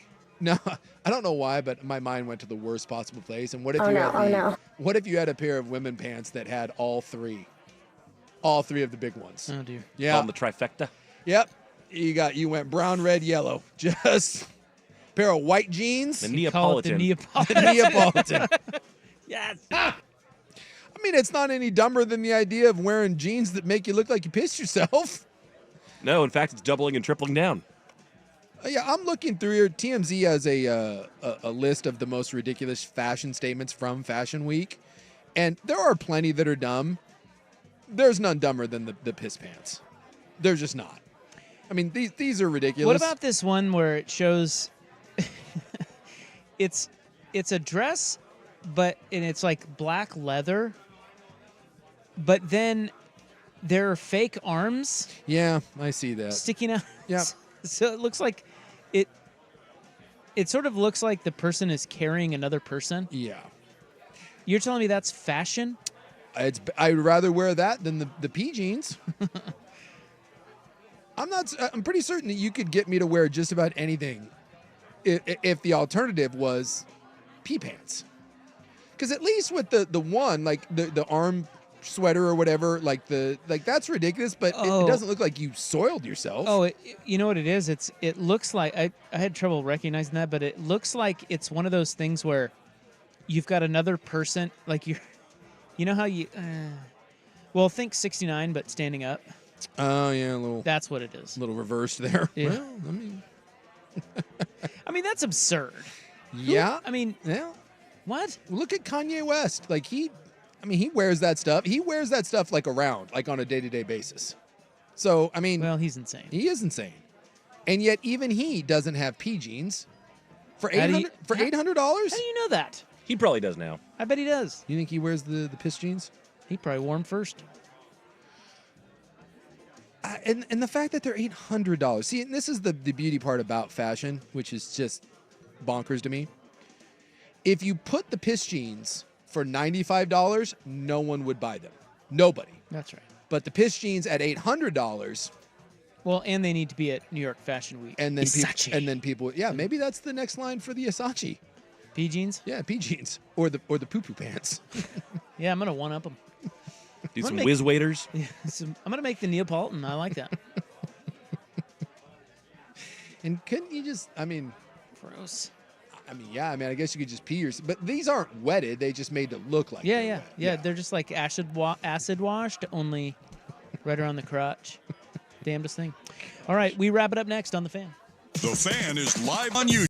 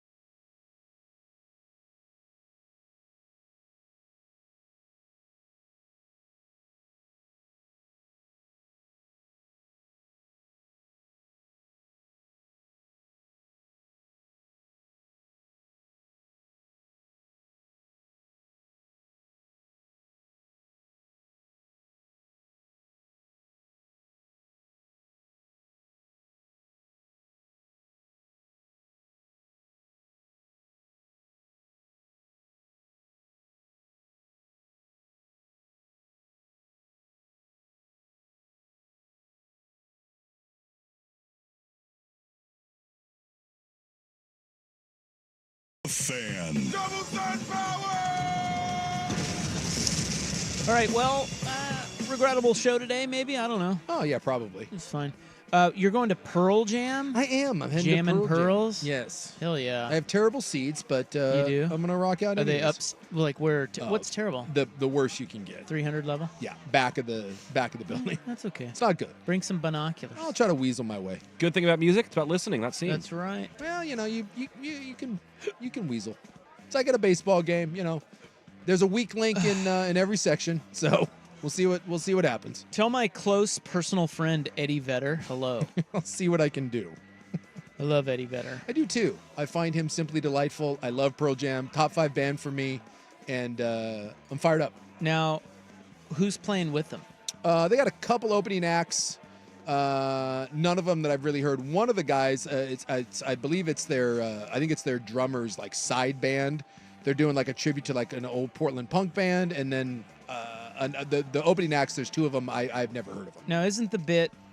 I saw them at the Moda Center when they came through. I mean, I don't know what year that was. A while back. That wasn't that the night that Tim Taylor's wife threw up on everyone. Yes. Yeah. Yes. Infamous evening. That show was really good. Mm-hmm. And don't they always bring out? I've only seen them the one time. Don't they always bring out somebody to play at the end? Not always, but sometimes, like if that night they brought out Sleater Kenny. Yeah, if there, it really is. That's kind of the cool part about Pearl Jam shows. The sets are never the same, and depending on where you're at, like if they have friends in town, they bring them up. So yeah, and you know the whole Northwest angle. You never know who's going to show up. I've seen them where they bring out old, you know, up in Seattle where they bring out, you know, the old members of like Mother Love Bone, and was another one where they brought out members of Soundgarden after Chris Cornell passed, and lots of cool stuff. You know what you're going to get tonight? Yeah. You're going to get the intermittent new stuff. I know, Dark Matter. And it's an okay album. I think it's fine. It's solid on me, but it's not their best stuff. Yeah. But I don't want to hear it at the show. Yeah. I want them to play all night long. You're not going to get all night long. And that's the thing is, if you're not a diehard, if you're a casual Pearl Jam fan, you're going to go to that show and they'll play 25 songs. There'll be 10 that you don't know. Yeah. Unless you're like, yeah. So and some people love that, and like the diehards, and other people go and are like, what? Can you play, you know, Even Flow? And you're like, yeah. Do you think they'll play